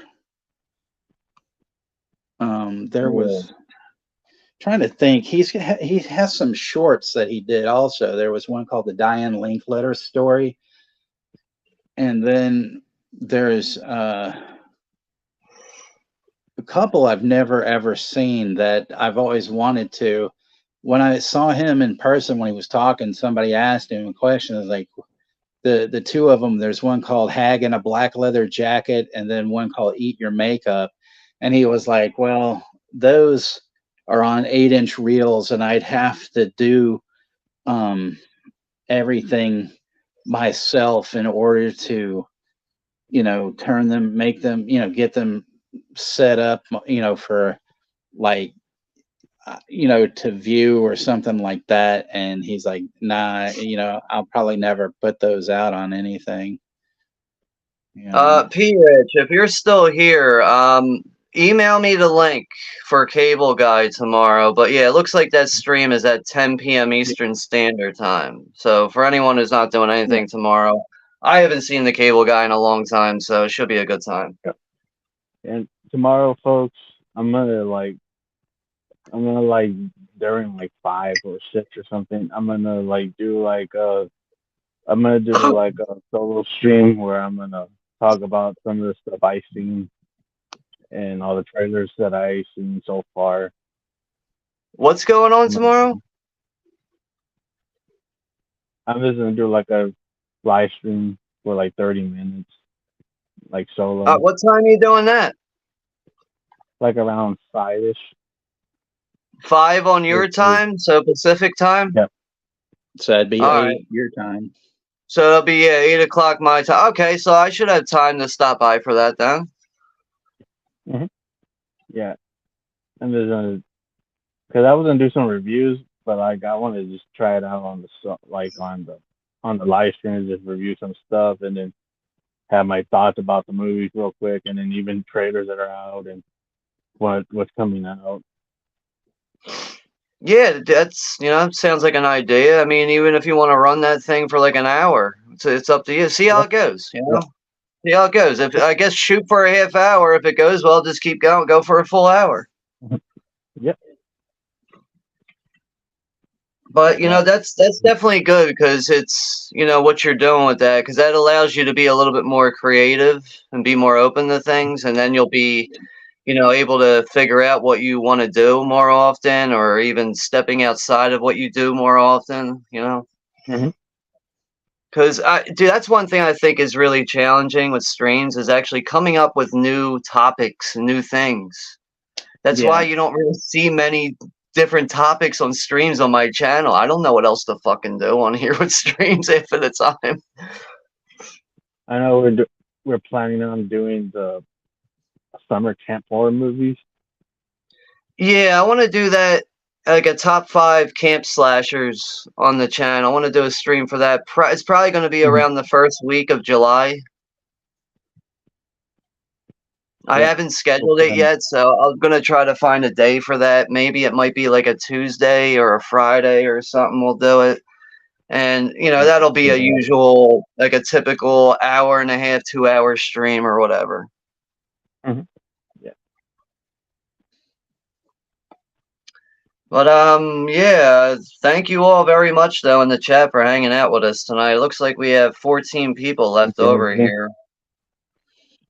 Just in case nobody has watched it yet, I did an unboxing for this game of Clones box. And, yeah, but you didn't show us the insides. You want to know the insides? All right, I can show you that. I mean, I would like to know what's in there. Okay. Well, the one thing that I don't like is that it's one of these where it's like a fold out. Yeah, and then everything. but basically it has the Enter the Clones of Bruce, which is the documentary. Do you want me to tell you everything on every disc, or you just want me to go through the titles? Nah, you don't have to do that. I just really wanted to see what the inside looked like. That's like my, stuff like that. Okay. But Yeah, you it don't have to has- read all that stuff to me. well, I mean, you do I'll that, I might end up going to bed. no, I'll just tell you the titles of the films. There's The Clones of Bruce Lee, Enter Three Dragons, Enter the Game of Death, Goodbye Bruce Lee, His Last Game of Death, The Dragon Lives Again, Bruce and the Iron Finger, which that sounds like a porn. Challenge of the Tiger, Cameroon Connection, and I don't know if that's like like about shrimps or something. I don't know. Then we have Super Dragon, the Bruce Lee story, The Dragon Lives, lots of dragon stuff. The Dragon, the Hero, Rage of the Dragon, Rage of the Dragon Gooch. No. And then there was a special disc, which it only comes in this box, and it comes in like this lovely envelope, even though they made a little space for it in the back. And that is let's see, The Big Boss Part 2 and the Black Dragon versus the Yellow Tiger. I'm sure there's a lot of like gooch in that and stuff, It and could then be. and then you get a really cool, book. Yeah. Dude, I really like that blue color. That stands out very well. And then you got like some of like the yellow outlining in some areas, it looks like. Yeah. And there's a lot of, posters and stuff that are, Oh, featured wow. in the book. Are all the pages glossed like that, or is that just some areas where there's artwork? No, all of them are. Wow, dude, I love when there's gloss pages like that. They're just so much easier to grab the page and turn it when they're gloss material. Like Yeah. compared to like that newspaper material where you kind of have to lick your fingertip just to get a feel on it to even turn the Right. page.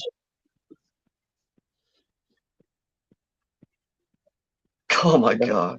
Machine Queef Kelly, Taylor Queef, and many, many Queef Johns. Is that like a various artists? Various artists presents Queefs. Lala Paquifa, All right, now next stream now I'm gonna have to get that Doo Doo Brown song to play in the fucking stream. Like Doo Doo Brown, Doo Doo Brown, it's a fucking heavy ass disco. I mean, it's like a heavy ass techno beat on it. It's like it's like the lyrics are like pop pop that pussy baby, pop pop the pussy. Gucci and the Blowfish. That's a great one. Gucci and the Blowfish. Yeah, I think, we're going to wrap this up in just a minute or so. Yeah, But my mind's been blown for the night, man. I'm ready to shut it down. Shut it down. I would just like to say, Ladies and gentlemen, in order to achieve an R rating today, a motion picture must contain full frontal nudity, graphic violence, or an explicit reference to the sex act. Since this film has none of those, and since research has proven that R-rated films are by far the most popular with the movie-going public, the producers of this motion picture have asked me to take this opportunity to say, fuck you.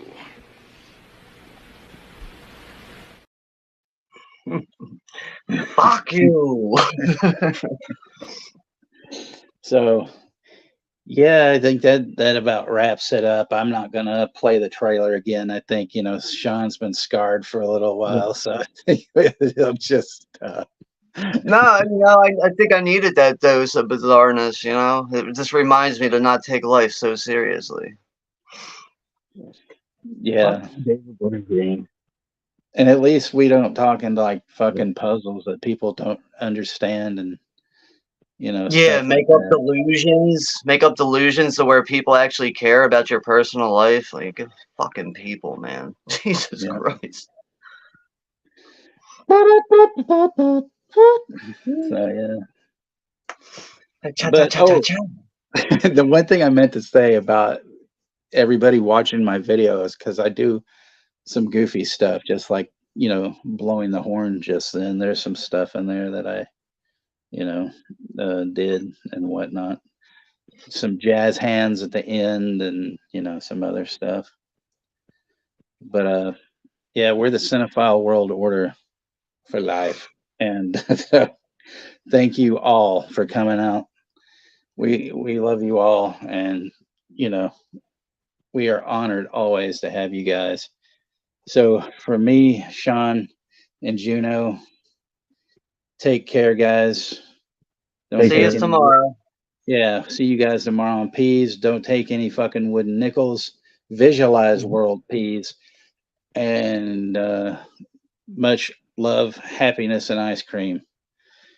See ya. Take care.